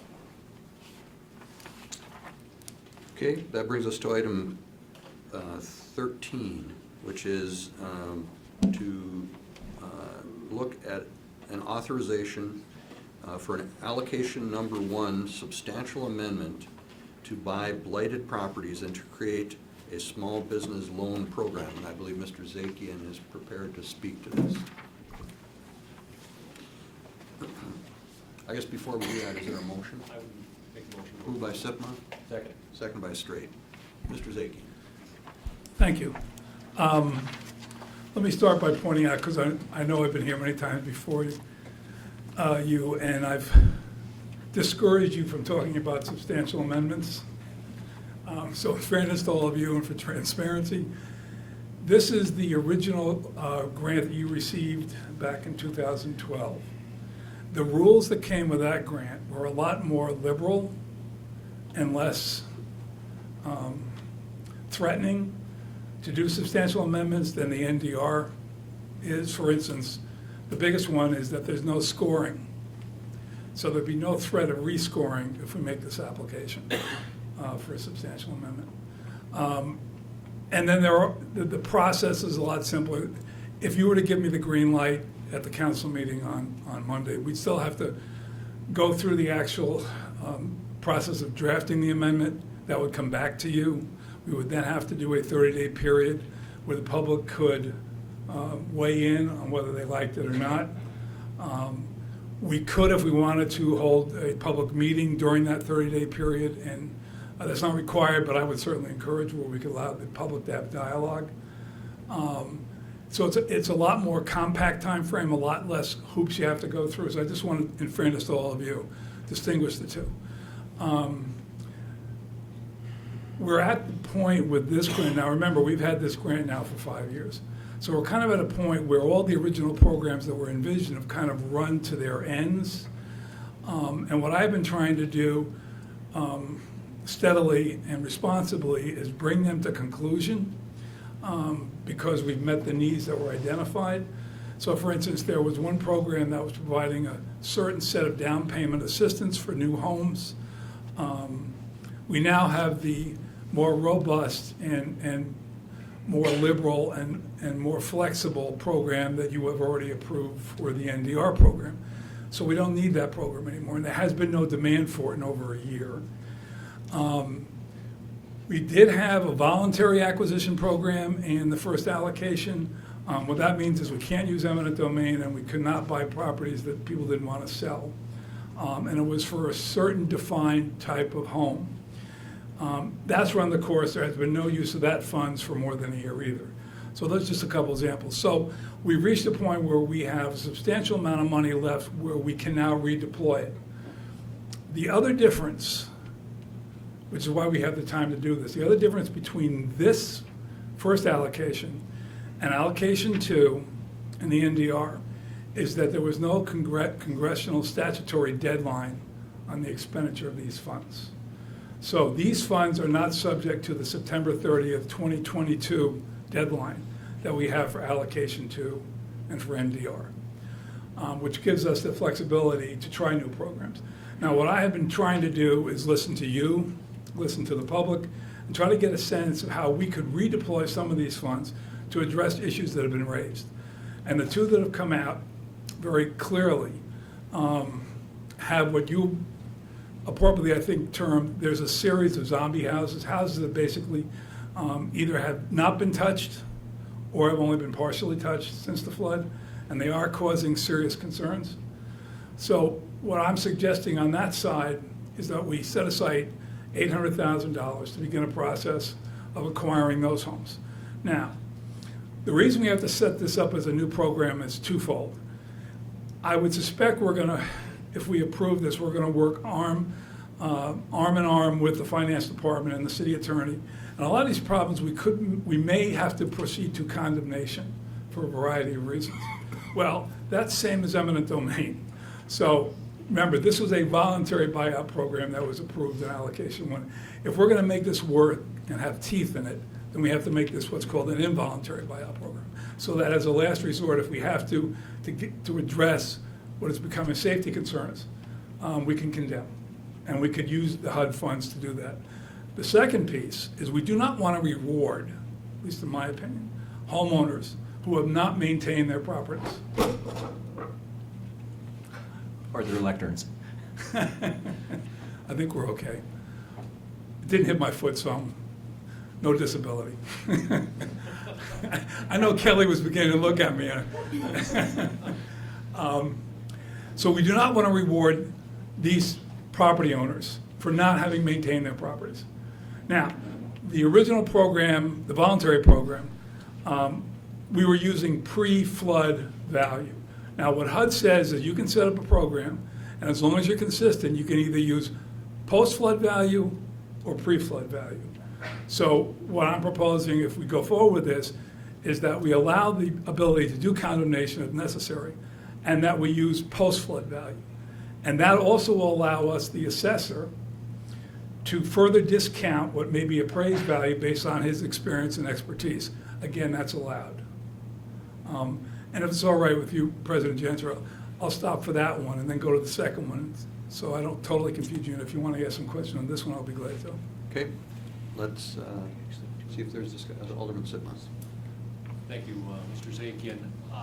I was trying to look at the unintended consequences. If we go out and if we're even able to buy, let's say, 20 of these zombie homes, one of the things that several people had approached me was neighbors wanting to buy those properties, and what kind of price tag would be associated with that, because we're also looking at back taxes on some of them. We're looking at some costs that have been put on there for keeping those houses up, mowing their yards, securing them.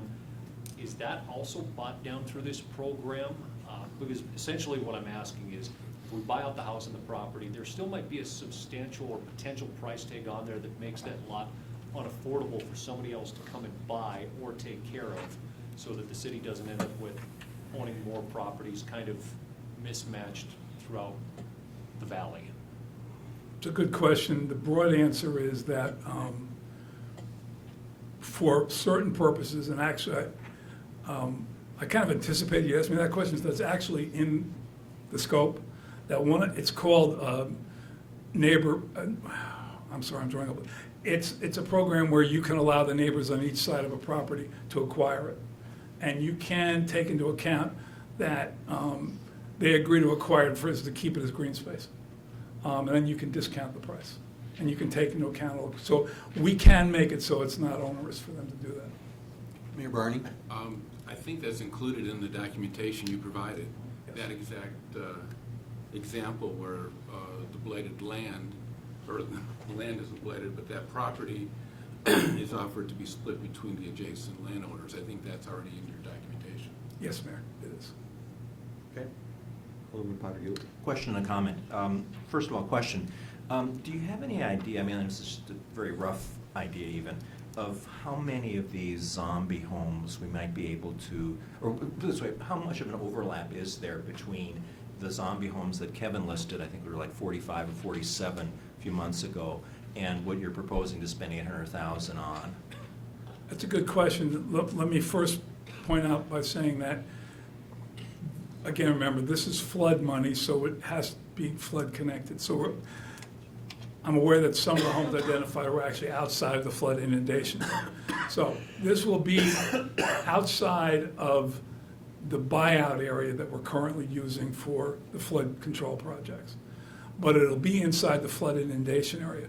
I would say a rough estimate, don't hold me to it, but a good guesstimate is somewhere in the area of 25. Okay, so I just want to make sure I understand this correctly.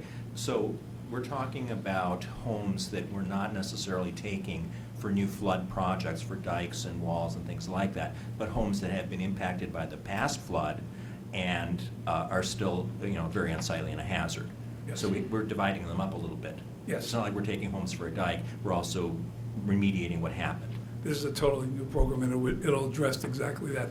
It'll be the properties that, for whatever reason, the homeowners or the property owners have walked away from them. So we're thinking about half, almost half of what the city assessor has given us, and the Yes. city engineer. We could get rid of about half of these. Yes, and part of what my thinking is, I'm hopeful and I'm optimistic that as we move this forward, remember, we're not going to hold on to these properties. Right. We want to put them back into productive use. And again, the neighbors one is probably one of the best ways to do it. So we're going to get additional revenue as we sell these properties. And that will then be poured right back into the program.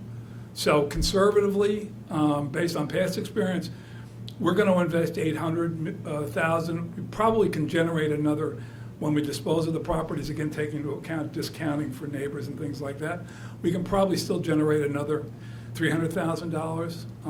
I'm being optimistic. So we're looking at a program, we seeded with $800,000, we end up with about $1.1 million. Fantastic. That's the end of my question. Now my comment is, this is music to my ears. This is one of the best things I've heard in terms of city administration, city staff, and city planning and innovation all year. I am delighted. These zombie homes have been a bane of our existence as a community. You're finally proposing some concrete, time-sensitive, rapid way of dealing with them. I can't say strongly enough how much I like this. Okay. Any further questions on the substantial amendment? If not, then John, would you give us the story on the next revolving piece, and then, because it's all one motion. Right, it's all one. Well, it'll all be, let me clarify, it's two pieces because I wanted to bring it to you so you could discuss both. It'll be one substantial amendment if you give me the green light, because it's coming from the same pot of funds. There has been discussion. I mean, the good news is this city was very successful in itself in investing and in generating grant income. And rightfully so, this city, and I'm just still a newbie, but I thought it was great that I was here to be part of it, celebrated the major infrastructure investment in downtown Minot. That included an $18 million Economic Development Administration grant, which opens the door. They're going to continue to be interested in Minot. Now, that's about done. So now the question is, how do we follow through and additionally invest city involvement in addressing, creating additional small business activity, not only in the downtown, but in the other areas that have come back that were flooded. Now, one of the not commonly practiced, but often practiced programs that are funded from community development block grant funds are revolving loan funds. Very low interest, what's called non-traditional lending, where you will help small businesses that cannot get, we're not going to, well, let me start with this way. Might envision this to be not competing with banks or credit unions. These are businesses that maybe in 2 or 3 years, I know with the mayor I'm preaching to the choir. And please me, if I start to stumble, jump in. These are what are known as non-traditional loans. So where banks and credit unions don't feel they're, for whatever reason, they're creditworthy, or the rules that they're governed by, especially the federal and state banking rules, they can't lend. That's where these kind of programs come in. Now, remember I mentioned that we had received a significant EDA grant. Ironically, the same source, it's their public infrastructure grant program. It's Title IX under the EDA. Believe it or not, that not only funds infrastructure projects, it also funds revolving loan funds. So what I'm thinking is that, again, if you greenlight this and we're able to move forward, I'm thinking that if we can put $800,000 into this to help small businesses, that we can also then apply to the EDA for a match of $800,000 and make it $1.6 million. We have preliminary begun discussions with the economic development entities in Minot. I kind of, with a caveat that this all has to run by you, I have talked to the chamber, I have talked to MADC, the Downtown Business and Professional Association. There seems to be considerable interest.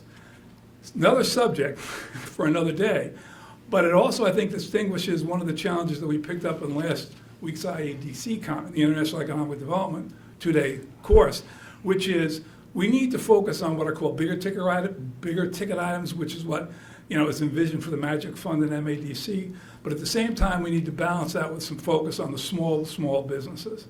And this would give us the opportunity, in fairness to those organizations that already exist, to create the means to balance, looking at bigger ticket items that have greater potential for going forward with significant jobs, but also helping the small businesses, the mom and pop businesses, the 1 to 5 to 10 to 15. And that's, in essence, what is being proposed here. Okay. Questions for John? Yeah, President Chancellor. John, the language in your memo, it switches a little bit. There's a disaster recovery loan fund, and then there's Right. the business revolving loan fund. Do we have the flexibility in the future, if we start this, this revolving loan fund, more for the business purpose, we're going to reach an end in terms of the value for the disaster recovery. So do we have the flexibility inside of this to continue the program at some point when? Good point, and yes, that's why I put it that way. The first generation of loans, there has to be, and we can, this will be a good example of how you can stretch the connection to the flooding. Obviously, no one that was in, that can show that they were impacted, be it a building owner or a small business, can benefit from the first generation. But there's a broad set of opportunities where we can provide loans. Quick example, a landlord in the downtown had businesses before the flood, businesses left because of the flood. They're still vacant. We can help them attract small businesses. There are small businesses I know in the downtown that probably could use additional working capital to build further and to further sustain themselves outside the flood. We can help them too. So there are a number of ways. But the big one you're saying, the idea is revolving loans, so second generation, third generation, then we can move away from it. Just has to be disaster. It depends on the source, but if we can get the EDA match, that $800,000 may not come attached with the same conditions. Okay. Alderman Straight. Thank you, President Johnson. John, would a neighborhood association be able to apply for this? You can check into that. No, no, the answer is, if it's organized as a 501c3, yes.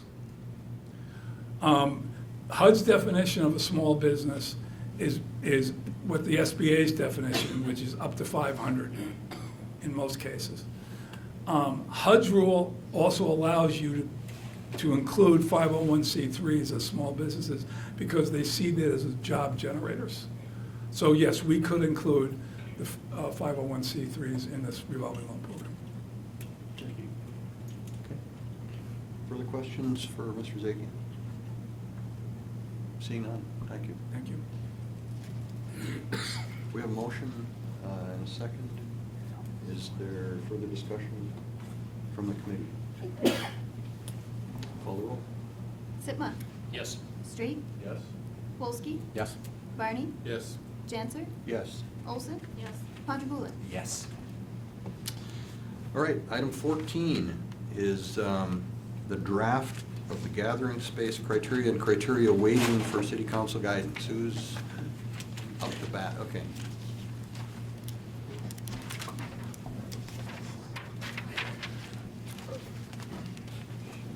I'm a glutton for punishment. Can I pick that up or just leave it there?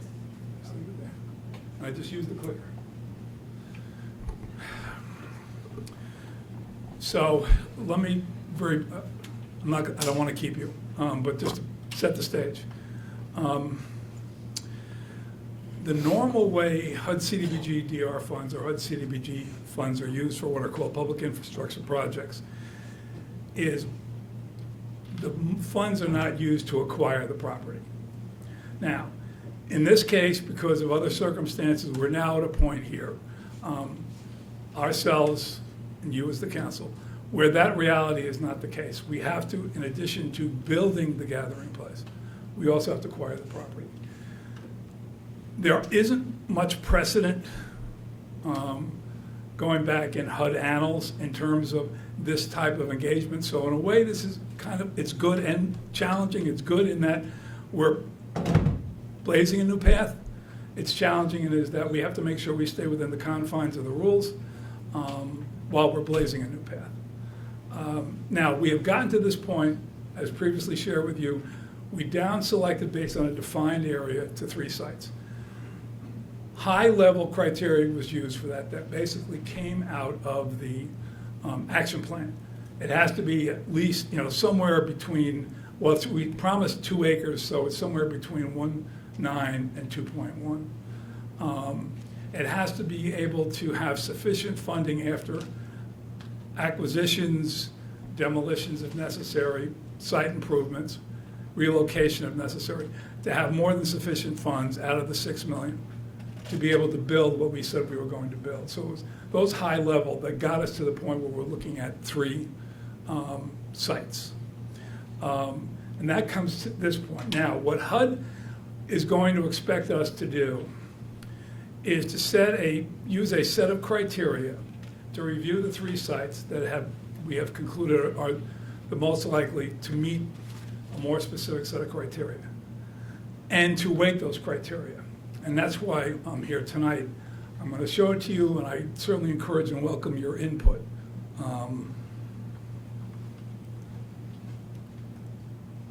What do I have to do? Press arrow. Over. No, there we go. Hey. So,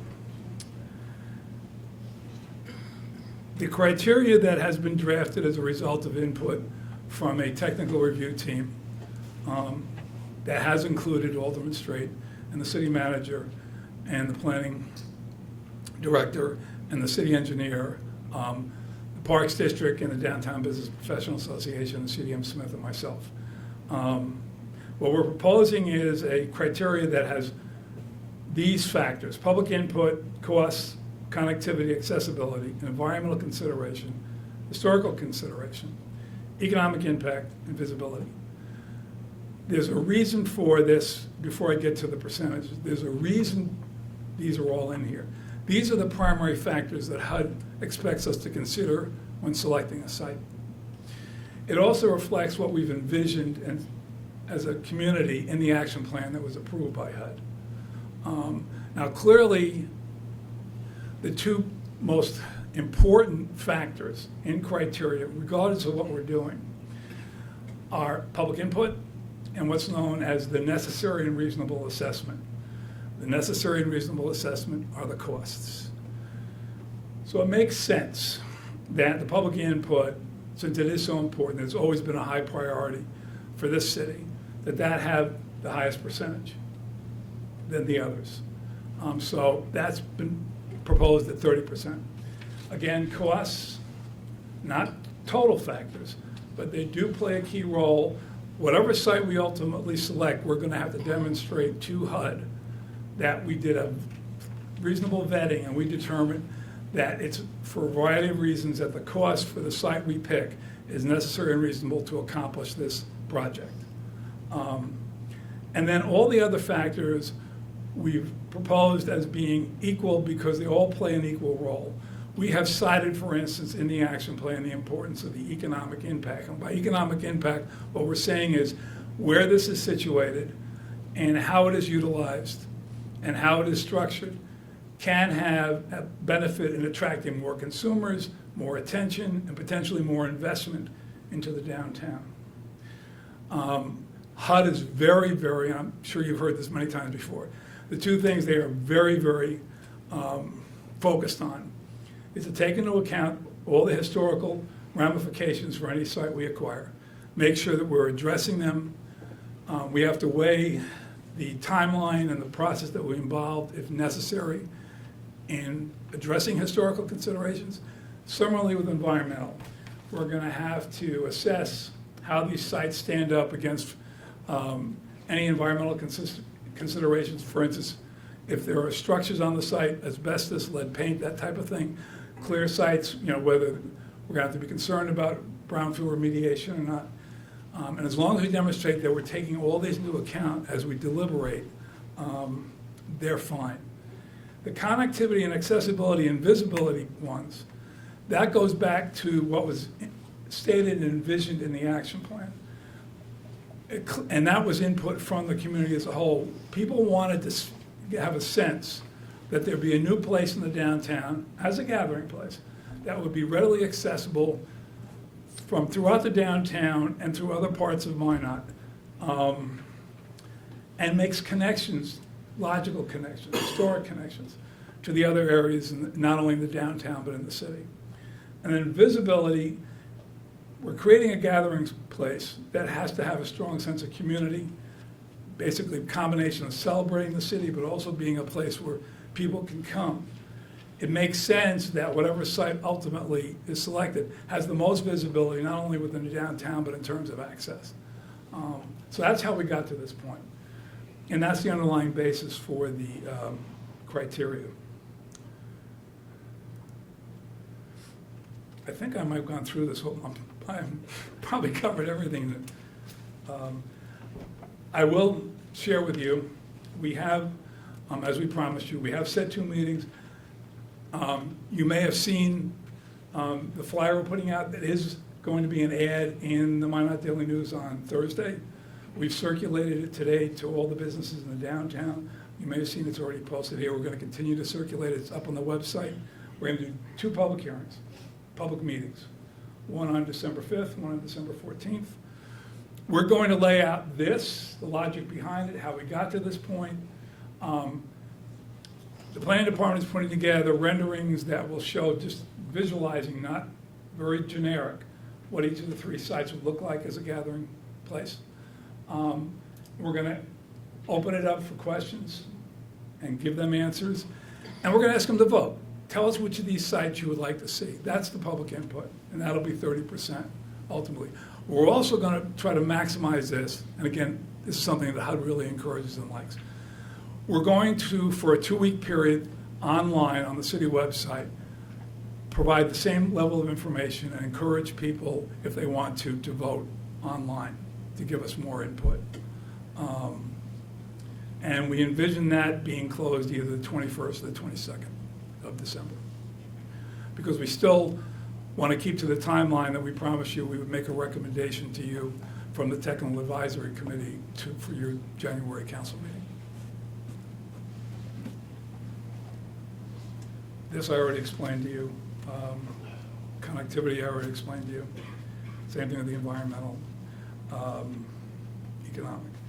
Now, how this works, and again, HUD is asking us to be very fair and accurate as we do scoring. So, if, for instance, let's do with the public input. If, for instance, at the end of all the voting, 60% of the vote was for one site, then that's going to be 18 points. And then whatever the percentage is on the other 2, that divides the other 12 points. So it's a total of 30. There are, I believe, either, forgive me if I'm wrong, there are either 7 or 9 on the Technical Review Committee. We're not touching the public input, that's fixed. What we're going to ask each of the members of the Technical Review Committee to do the same thing for each item, for each of the costs, for instance, for costs.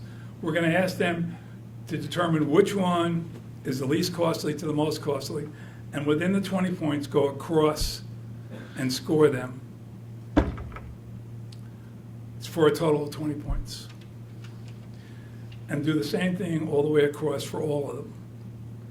So theoretically, one site could get 100 points, the other 2 get none, or there could be a division, which is more likely to happen. Then what we're going to do is, and remember, the public input is constant throughout all the technical review votes. What we then do is take, let's say it's 9, we will then take the 9 scorecards and we will average them out. We'll add them up and average them out. And whichever site has the highest point total based on the average, that's the one we will recommend to the city council at the January meeting.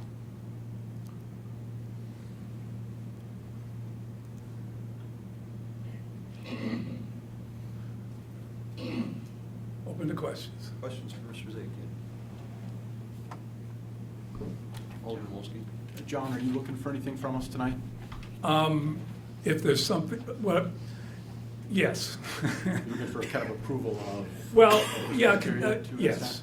Not, or, you know, up or down, or, not, I don't, do we need a vote, or want to vote? Okay, yes, either recommend or not recommend, that's a good Okay. idea. President Janser, sure. There are a couple things on this that and I got this afternoon. Right. I know it came in an email, but I didn't get a chance to look at it until I got the hard copy here. And I'm going to be thinking about this quite a bit over the next few days. But right off the bat, there are a couple things that I'm not in love with in terms of the manner in which we're weighting certain aspects. If I look at something like the environmental consideration, which I completely appreciate that the federal government wants to take this into account, and that's good that we're thinking about those things, but ultimately, that's just cost. You know, at the bottom line on one of the projects, it's either going to cost more because there are significant environmental considerations or there are fewer environmental considerations. So that's one of the issues where and so I see a 10% weight on that, and then I look at something like connectivity and accessibility, something that is going to be an attractive quality for this particular space for its lifetime. And to give the environmental considerations the same weight as something like accessibility and connectivity, which I think has a very profound impact on the citizens and the success of the space, I guess I would say I'm just not in love with those particular percentages at this point, personal opinion. Couple other things. Historical consideration. You know, obviously, if there are significant historical components that need to be dealt with, that would certainly add cost, no doubt about that. But I think that could also be looked at as an asset to a site where we have a significant, nice historic site where it's going to add a lot of character to the location. So as I see the criteria, I wonder exactly how are we going to be evaluating these particular things and what are they worth. To kind of speak to that same point, we look at economic impact, and you know, obviously the value that the gathering space brings to the other sites around it is something that should be measured. We should be taking a look at, but I think there's also opportunity cost at play in terms of taking a site that may be ripe for another type of development and taking it out of the realm, or taking that possibility away, because you know, once again, we put one thing in one area, and then we take away the opportunity in another area. So I think that in terms of an economic impact, I think opportunity cost, from my perspective, should be a part of the conversation.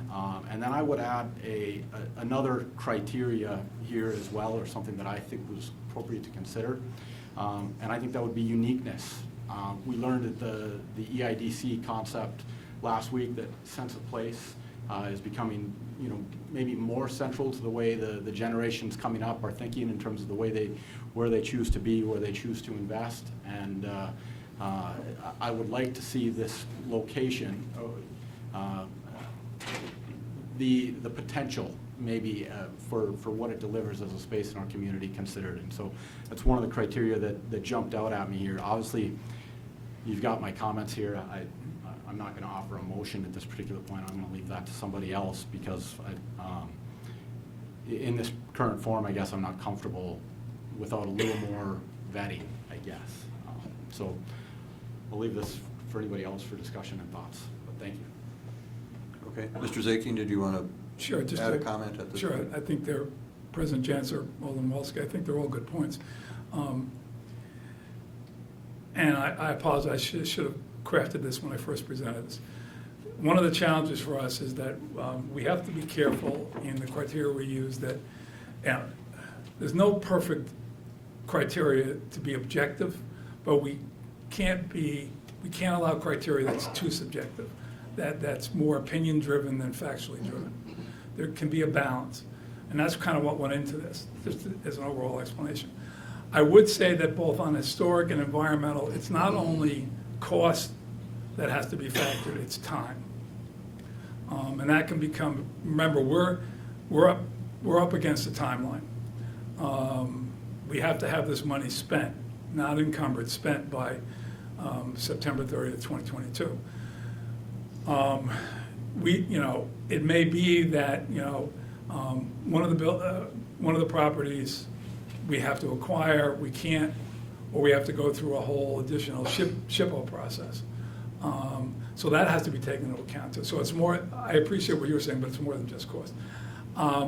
In the context of opportunity, that could be factored in terms of, a site being more ideal potentially for other forms of development. That could be factored into the economic impact.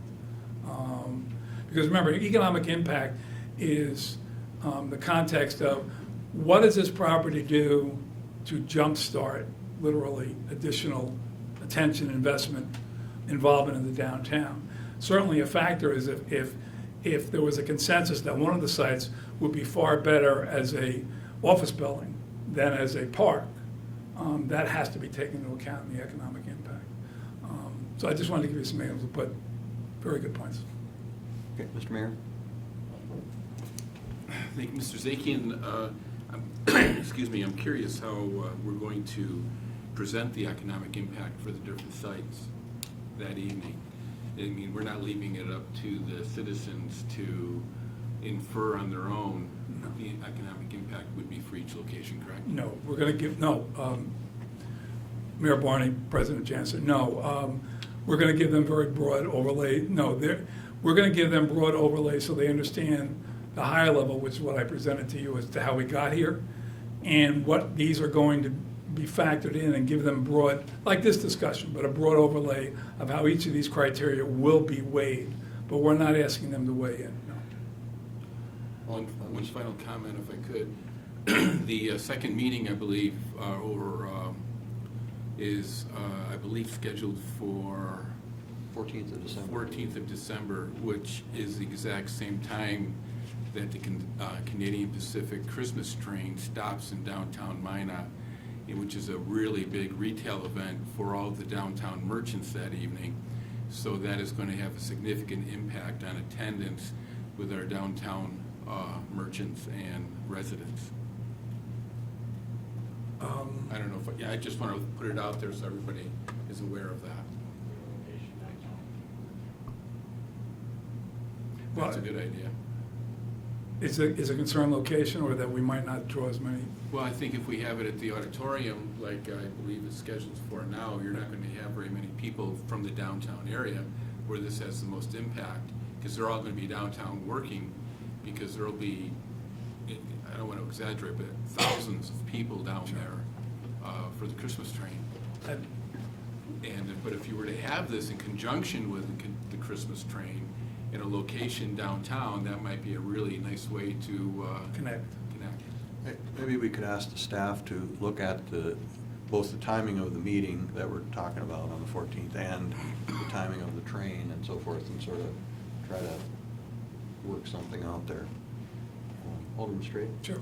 I completely agree with the mayor, and I think it's a fantastic opportunity to showcase this particular project in the downtown and the options that exist. I think it's a great way for us to put our best foot forward to get as much feedback. So I appreciate the mayor bringing that up.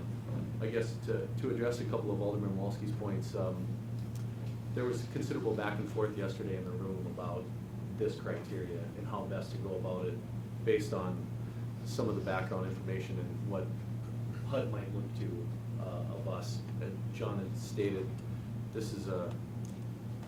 we're kind of trendsetters here because there's no historical precedent for us to go by. So we're trying to be as thoughtful and weigh the aspects that are the most important, but also try to cover staff's need to be checking the boxes, if you will, that John kind of spoke to. And to the mayor's point, I think we all, and this was brought up yesterday as well, that the economic impacts are, some of us that might have a desire to know more about business will view them probably vastly different than other people, but that's the goal of this, is to be the unique energizer of our downtown community. And I think that we have to, those of us on the steering committee have to do a good job at this public meeting to try to convey to the general public that we have to kind of think big here. This is our one shot, and try to get that feedback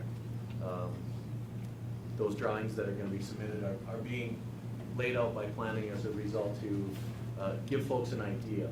It's a starting point, it's not the be-all, end-all. We can't show 3 pictures of the Trinity site or the site south of Ebenezer's or the block across the street from the Parker as is and have people dream up. So it falls upon us and you all, hopefully that you'll be there, to say, hey, this is your opportunity to not just see this picture, take these factors in, and then think about the factors that you spoke about a little most, because I think everybody's in agreement on those. We just have to try to come up with some rubric behind the scene to weigh the criteria in the hopes that we're doing the best we can. It's challenging. No, and, There's no doubt. yeah, if I may, Alderman, or Chairman Johnson, I completely appreciate the fact that we're creating a prototype on this one, frankly. I think my only concern is that, you know, as I look through the criteria, I'm not 100% sure, you know, whether sometimes we get a positive, sometimes we get a negative if we look at these things just in a slightly different way, and that could dramatically change the way this whole process works and ultimately a site selection. And so I think as we consider the historical considerations, you know, I think it's appropriate to weight both, you know, maybe the historic nature of a site at the same time as we weight the historic difficulties that may come with working at a particular site. Because I think that's, you know, maybe it's the federal government that cares more about one versus the other, but I think they're both considerations ultimately in how we choose the best site. And I think that really gets to the point I have, I guess, with the uniqueness being, you know, I think I completely agree with Alderman Straight in the sense that we really want this thing to be the centerpiece, and I want to make sure we get there. So I guess ultimately, we want to approve or accept this proposal for these criteria and weighting, this methodology. So if somebody would care to make a motion that we do that, and then if we have some additions, corrections, changes that we want to propose going forward at council, we can certainly look at that. So moved. It's moved, okay. Second. Seconded by Sitma. Discussion? President Jansen, if I could just point out one thing. Mayor, thank you for pointing out the potential conflict, and I apologize. I'm still learning the broad way of vetting, making sure the good news is I'm learning quickly, this city has a lot of activities. The challenge is fitting them all in.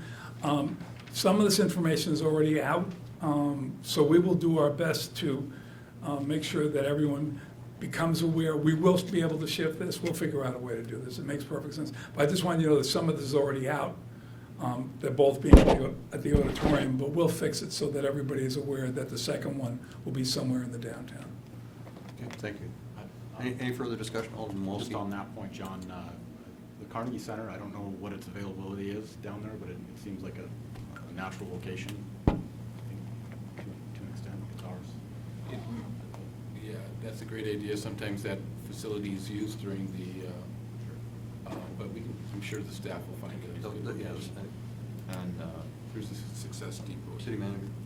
Chairman Janser, I was just going to say maybe that we want to consider moving the date as well. Just I'm thinking of a lot of people downtown. That could be great to have them in the downtown, but I don't know how many people are going to want to come to a public meeting in addition to all the other activities and festivities going on as well. So if we have your permission to evaluate maybe an alternative date too, and propose something that we think and feel will get the most people out to and involved in this discussion, I'd certainly appreciate it. Yeah, that's a good point.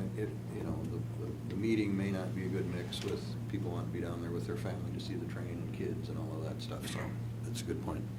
Okay, we'll leave it to the staff to work through that. Any further discussion? Call the roll. Padragula? Yes. Sitma? Yes. Straight? Yes. Wolski? No. Barney? Yes. Janser? Yes. Olson? Yes. Okay, thank you. Motion carried. Item 15 is the Build Minot Community Engagement Campaign results.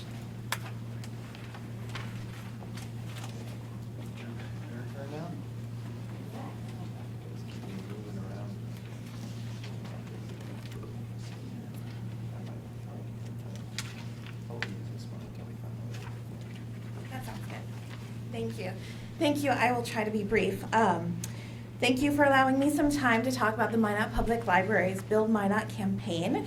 I'm Janet Anderson. I'm the library director, and with me today is Randy Monley, who is a library associate with the library and also the creative mind behind this project. In 2016, Randy came up with the idea to give citizens the opportunity to share their ideas for how to build a better community.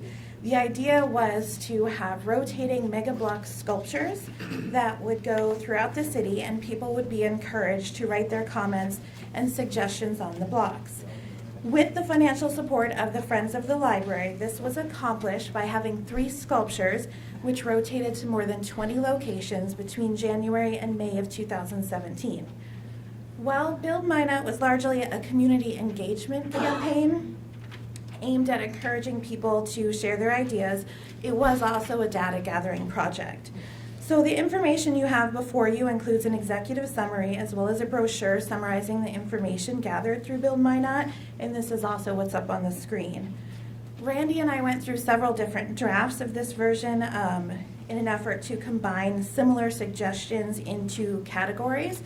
So this went through variations for sure. Ultimately, we resulted in the top 5 categories you see in yellow, which were recreation, family, transportation and walkability, beautification, and help for at-risk populations.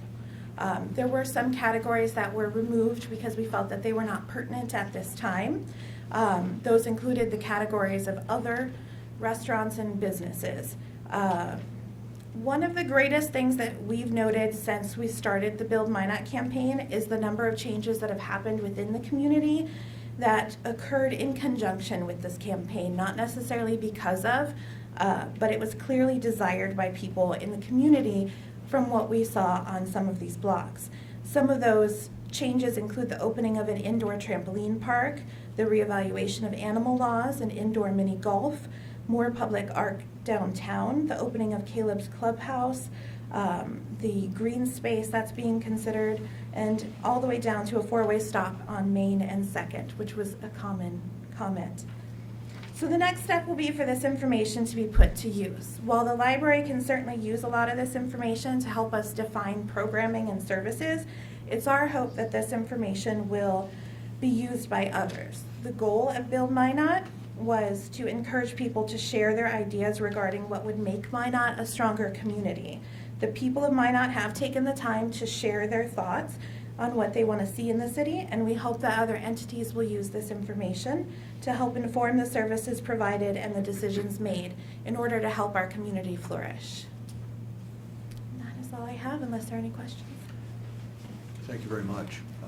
You know, in watching this sort of go on, it's been really interesting and wonderful to see the creative way that this prompted engagement from people, and so I commend you, and I hope that we're able to take the results and do some good things. So, thank you. Alderman Potter-Gillis. A couple of questions. First of all, on the list of top 10 suggestions, one of them is, quote, more love, close quote. Could you clarify what that might mean? President Janser and Alderman Potter-Gula, I don't know that I can. It simply was written, how many times do I have it on there? 41 times people wrote that they wanted to see more love in the city of Minot. Okay, thank you. The second question I have is, you mentioned, and you excluded, which I think is appropriate, restaurants and businesses. And I'm not asking for it here necessarily, but I'd like to have some more clarification of that. I think that's something maybe our economic development people, the chamber, should know about, particularly with this economic development workshop we had a couple weeks ago. I'd be very curious what kinds of things, specific types of businesses, or even specific names, particularly of businesses and restaurants, that would be helpful to us and to them. President Janser and Alderman Pottergula, that is information that we retained, and we certainly still have and hope to share it with the Chamber as well as economic developments and other organizations. Us too. Yes, I can tell you for sure that the most commonly requested business was Chick-fil-A.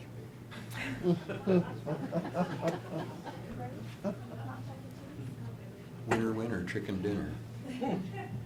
Alderman Straight. Thank you, Chairman Janser.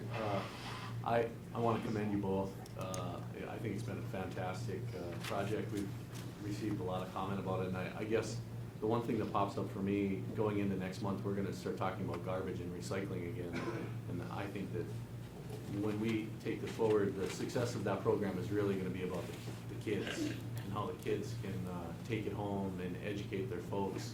And I think that we're going to have you two ladies a part of that conversation because you know how to reach people that we clearly can't. So thank you both, and I look forward to working with you on that. Thank you. President Jansen. Thank you. Oh, I'm sorry. I would just add one quick thought. Obviously, great work, Janet. I think this was a fantastic idea, and I'm frankly surprised it wasn't Red Lobster. It was close. That's what I was suspecting. All right, thank you very much. Thank you. Appreciate it. Good work. Item number 16, the Rose Hill Cemetery fence opening to South Hill Complex. Somebody got President Jansen. Alderman Wolski. This was added to the agenda on my request. Derek's got a couple pictures coming up here. This was, I discovered this back in October as I was riding bike through South Hill Complex trying to get into Rose Hill Cemetery. And I emailed Jason, and he provided me with some information. And Jason, I would appreciate it if you can kind of give council an update on your guys' thoughts on this, because so everybody has the information that I have.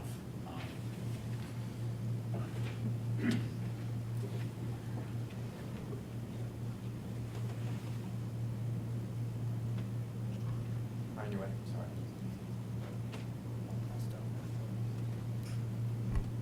Thank you, Alderman Wolski, members of the council. So for the last probably 4 years, we spend about $25,000 a year. We've been putting decorative fencing around the cemetery just to make it look nicer, getting rid of 4-foot chain link fence and putting in something decorative. So the section you see here, it's the section that separates the cemetery from the ball diamonds that we did this year. And like the question that Alderman Wolski asked was, in the chain link, there was basically where the red mark is right here. There was an opening that provided access from the cemetery into the ball diamonds. When Cleo, our cemetery superintendent, looked at this fencing, she's had a lot of issues with the people that play and use the rec facilities. They park on top of graves. When they're playing ball, their kids are playing in the cemetery. So when she saw this an opportunity to try to keep these two venues separate. The cemetery is kind of a pretty special place for a lot of people, and it shouldn't necessarily be used as a rec area. So, we talked to Scott and asked him if that would be a problem. He didn't see a problem with it, so we basically took that fence all the way across there and basically blocked that access off. I think it's important to note too that there is still an access point down to the west, kind of where the road curves. Jason's pointing out it there. Right. So we haven't, Jason, thank you very much for providing that information for the rest of the council members. For everyone's perspective, the reason I pulled this tonight is, first of all, this is a small issue. This isn't the type of thing that I think we need to get overly excited about, but I get concerned about small issues because when they start to add up, when they start to culminate on certain things, then they become more significant. And in terms of the larger vision that I have as one individual on this council for the city, in terms of accessibility, in terms of pedestrian access, in terms of bikes, in terms of being able to move and go where we want to go, without hitting a barrier, this was an issue that really caught my attention.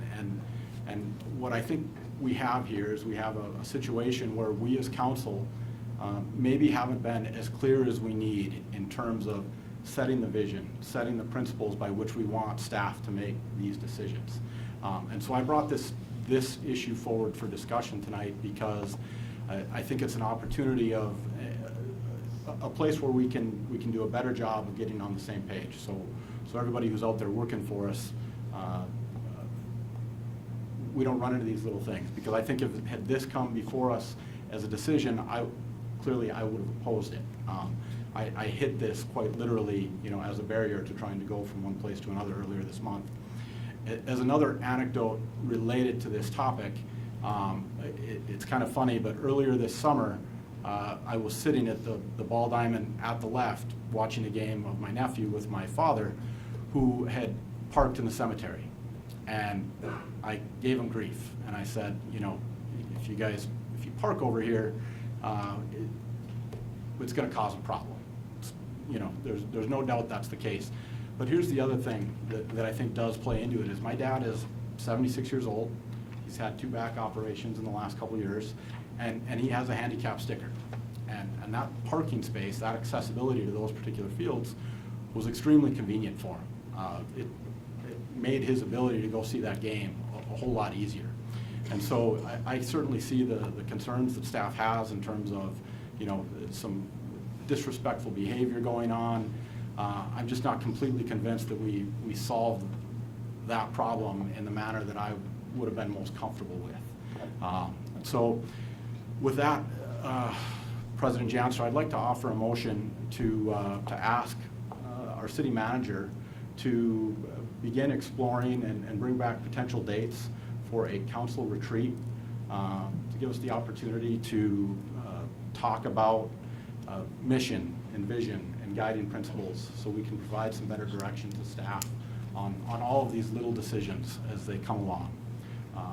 So that's I think the primary motion behind this issue. I might have another secondary one directly related to it, but I'll second your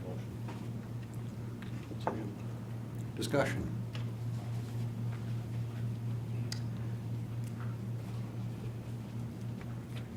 President Johnson, you got it. Oh, I'm sorry.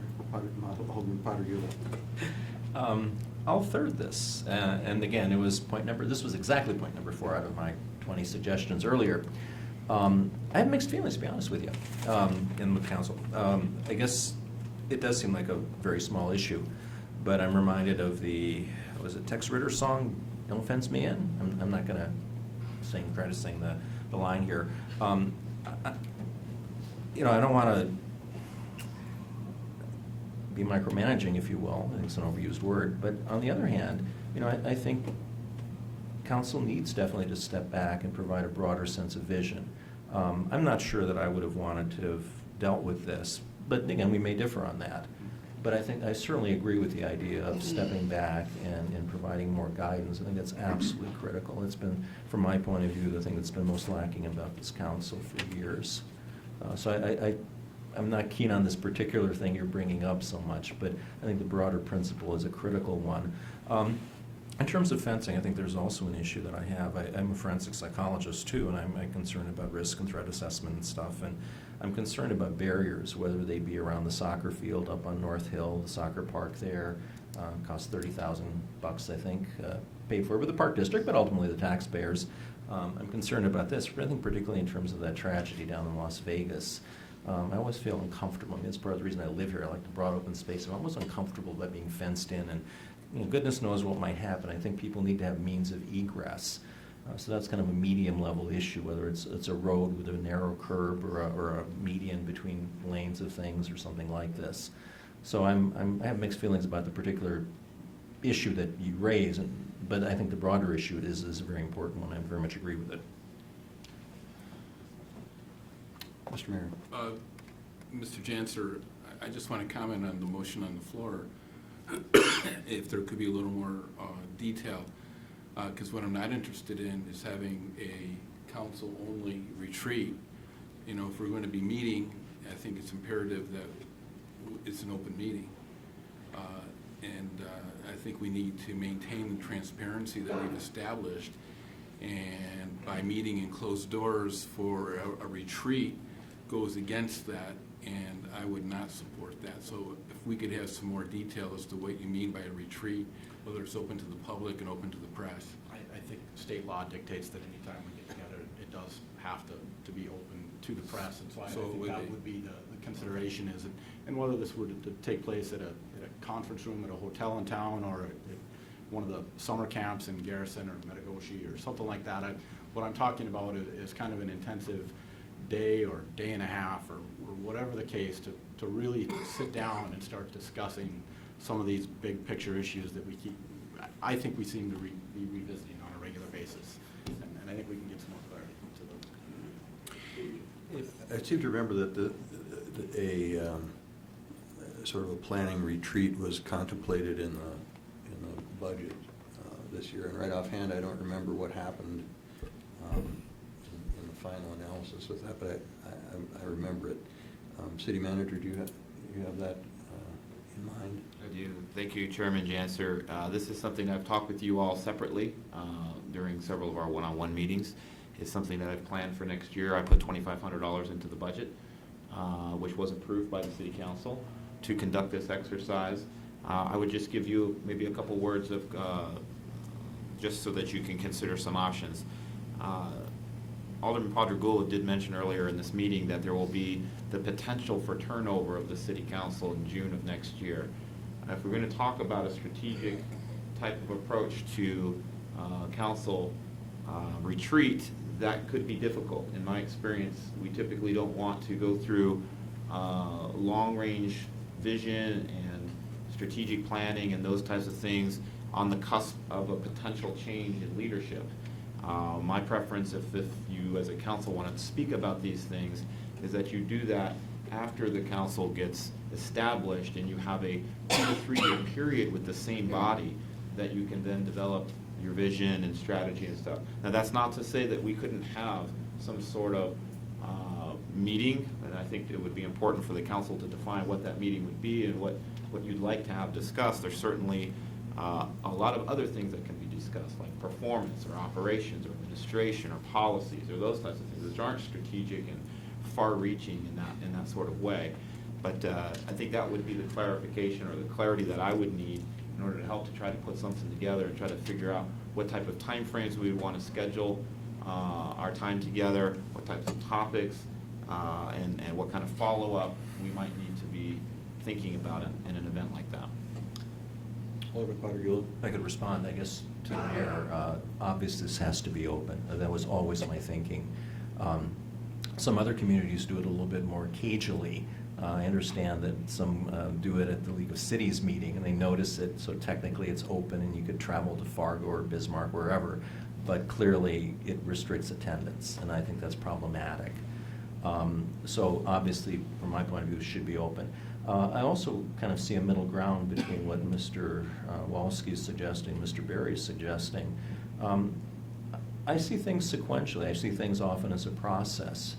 And I think we need to start talking about the bigger issues, and then probably after June with a new council, kind of focus in or redo it. I think we have a right and perhaps an obligation, the 7 of us, to offer our wisdom. The last council, set something up. We're living with that.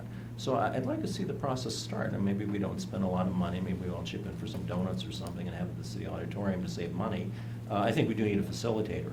But I think this is better started sooner rather than later, but maybe, again, limit it somewhat and have this as our current consensus, and that changing maybe significantly after new council is elected. But I really don't want to delay this too long.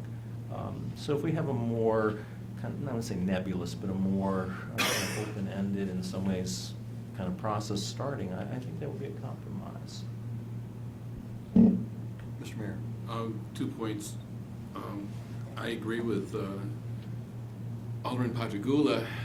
How's that? That doesn't happen often, does it, Steve? In that the location, though, I think should be in Minot. Yeah. Even if we were to go to Garrison, to the camp, it's not accessible enough. I think it has to be accessible to the people So I like the idea of in the auditorium.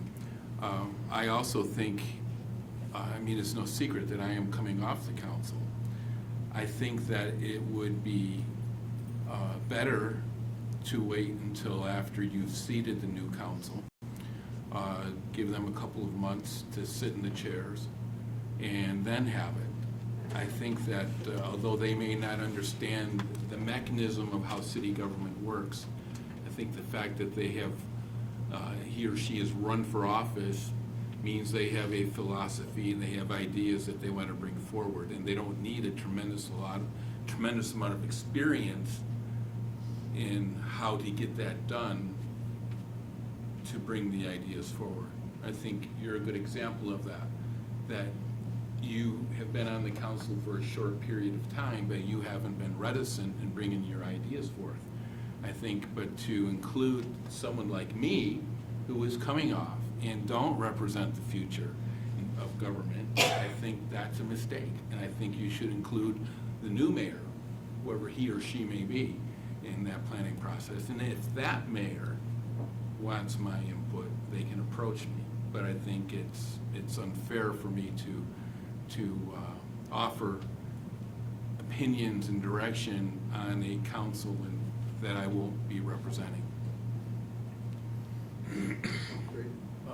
Thank you, Chairman Janser. I guess, Mayor Barney, I'm going to disagree with you a little bit, that I actually kind of like the idea of going to the Carnegie.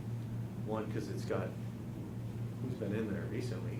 So we're going to look at an old structure with some fresh eyes, but I think it also gives, you have historical experience here. A conversation I would love to have at some point is how arcane some of our ordinances are. And I think going forward in government transition and process, how we have so much stuff on the books that it's not enforced. We don't have the money to enforce it. You have experience on it, which I think is pertinent to this transition moving forward. So I think there are some issues like that I think your experience, not just with running meetings or your experience with the ordinances, also your business experience. There's a number of issues I think that are at play here, not just high level big issues, but also whether we get in the weeds or not. I agree that we have to have it locally. I'd like to take you all at some point to Denby, to the experimental forest, but I realize that's probably not gonna happen. It's only just outside the town here, but, so those are my two thoughts, but I think this is all part of this transition. We knew that it wasn't gonna be perfect. We're up here again at 6:50 at night, but I think these are important issues. So I think that's important. Two brief comments. The past is part of the future. And I think it's important to have some continuity. You, Mark, and I are the old people on this in terms of our involvement with city government. I'd like to think we have some wisdom, something we can impart, and we can be part of the process. Second point I'd make is that I see this, although I think technically it is a meeting for the council, planning meeting, a visioning meeting, or whatever. I would like to see more teamwork. I would like to see us work more collaboratively with city staff, particularly department heads. So I think when I support the motion for a council retreat, I see that a little bit more broadly. I see it as more of a city government retreat in a sense, with staff being invited and encouraged perhaps to have an advocate there, certainly to be available around the table as part of the discussion, because I value their input too. It isn't just us up here. We're elected, we have the ultimate responsibility, but I see us governing and working more collaboratively. Mr. Mayor. One final comment, and actually Steve was much nicer about it because Shannon called us arcane. So My fault. archaic. Oh no, I thought it was directly. I just a quarter. Yeah, never mind. But and my comments weren't to throw out the old with the good. I feel like I'm like advocating for the next form of government, whereas most mayors wouldn't do that. They would want to keep going and keep going. I don't want to interfere with that next mayor by setting policies that they are going to either have to follow or I just thought it would be better if the new mayor and the new council had the opportunity to set the direction going forward. And I feel kind of strange advocating for that because that's probably not the typical position of an outgoing mayor, but you know, whatever. I mean, like, either way, it's not a huge issue either way. Okay, Chairman Johnson, if I might, just a quick comment.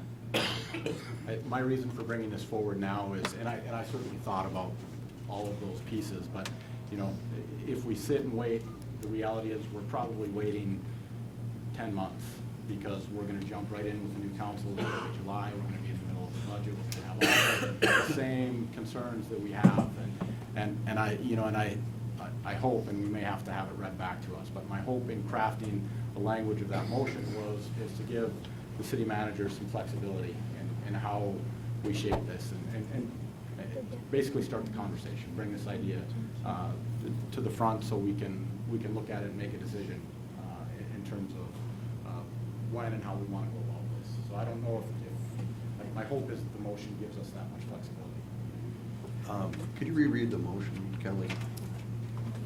The motion is to ask the city manager to explore dates for a council retreat to discuss principles and to guide staff.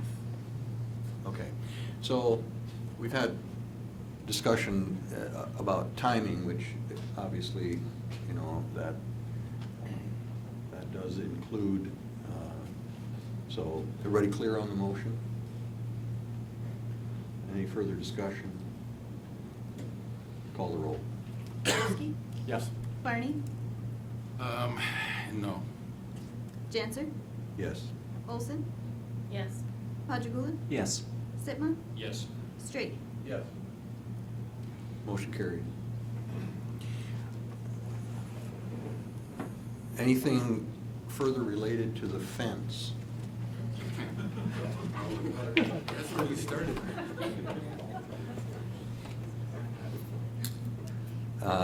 Item 17 is informational, county weed board presentation. Anybody? You want me to discuss it? I guess in the write-up, it basically indicated that there is potentially a vacancy and we'd asked for a slot, and is there some action that? Mr. Chancellor. Alderman Sitma?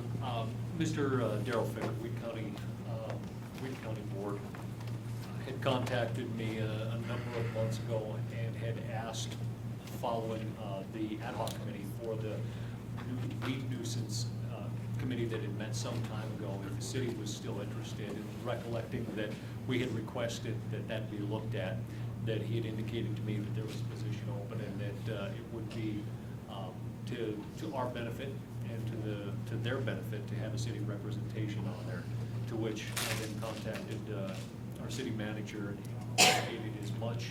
And I think City Manager Barry's only question was whether or not an alderman or, in my opinion on it, perhaps our ordinance enforcement officer could potentially serve that position, seeing as it is a very limited meeting schedule, a couple of times a year, and it falls right into the wheelhouse of what a lot of our issues are with nuisance weeds or nuisance issues here in the city regarding weeds specifically.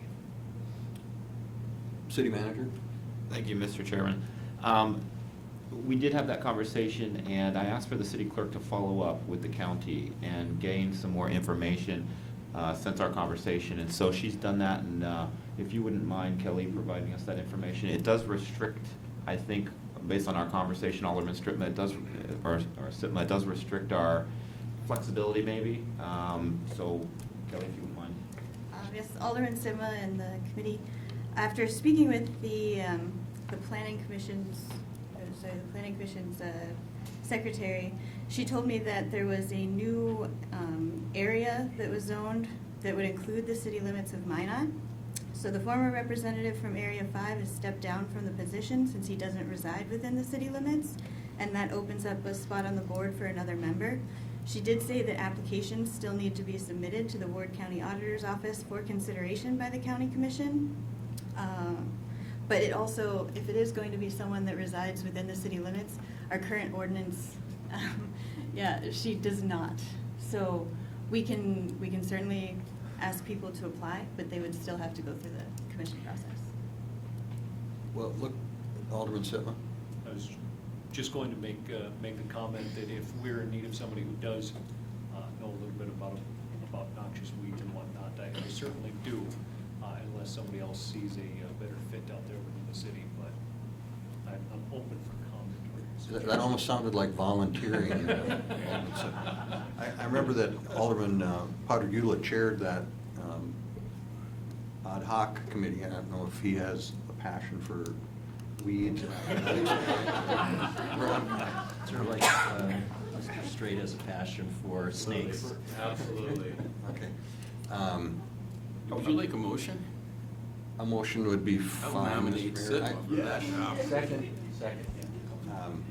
Okay, there's a motion on the floor. City Manager, do you have a comment? Well, I guess maybe I should wait for a second before a comment. We have a second. Oh, you do? My apologies. I just want to maybe remind or say for the first time that the position is not a city council position. It is a at-large city position, and you would have to apply through the city council, or through the county, rather. And what that essentially means is that, you know, you could nominate anybody you want, but it won't really matter because it has to go through the county process. And again, it's not a city council position, so anybody from the public who's interested could apply, and the county would consider, I guess, all applications and so on and so forth. But if you'd like to continue with the motion, you can. I just wanted to let you know it won't probably have the effect maybe you intend with it. Well, it would urge Alderman Sitma. It would have that effect. It would have- Mr. Mayor. I would just say that my motion was to nominate Alderman Sitma on behalf of our body. The second concur. Completely. Good. Right. Any further discussion? Call the roll. Barney. Yes. Janser. Yes. Olson. Yes. Padragula. Yes. Sitma. Yes. Straight. Yes. Wolski. Yep. Motion carried. Item 18 is the report on the airport activities, which all of you received as part of your packet. I guess at this time I would ask if there are any questions or comments on that, or any questions for the airport director. Seeing none, that brings us to the end of our agenda, and we're adjourned.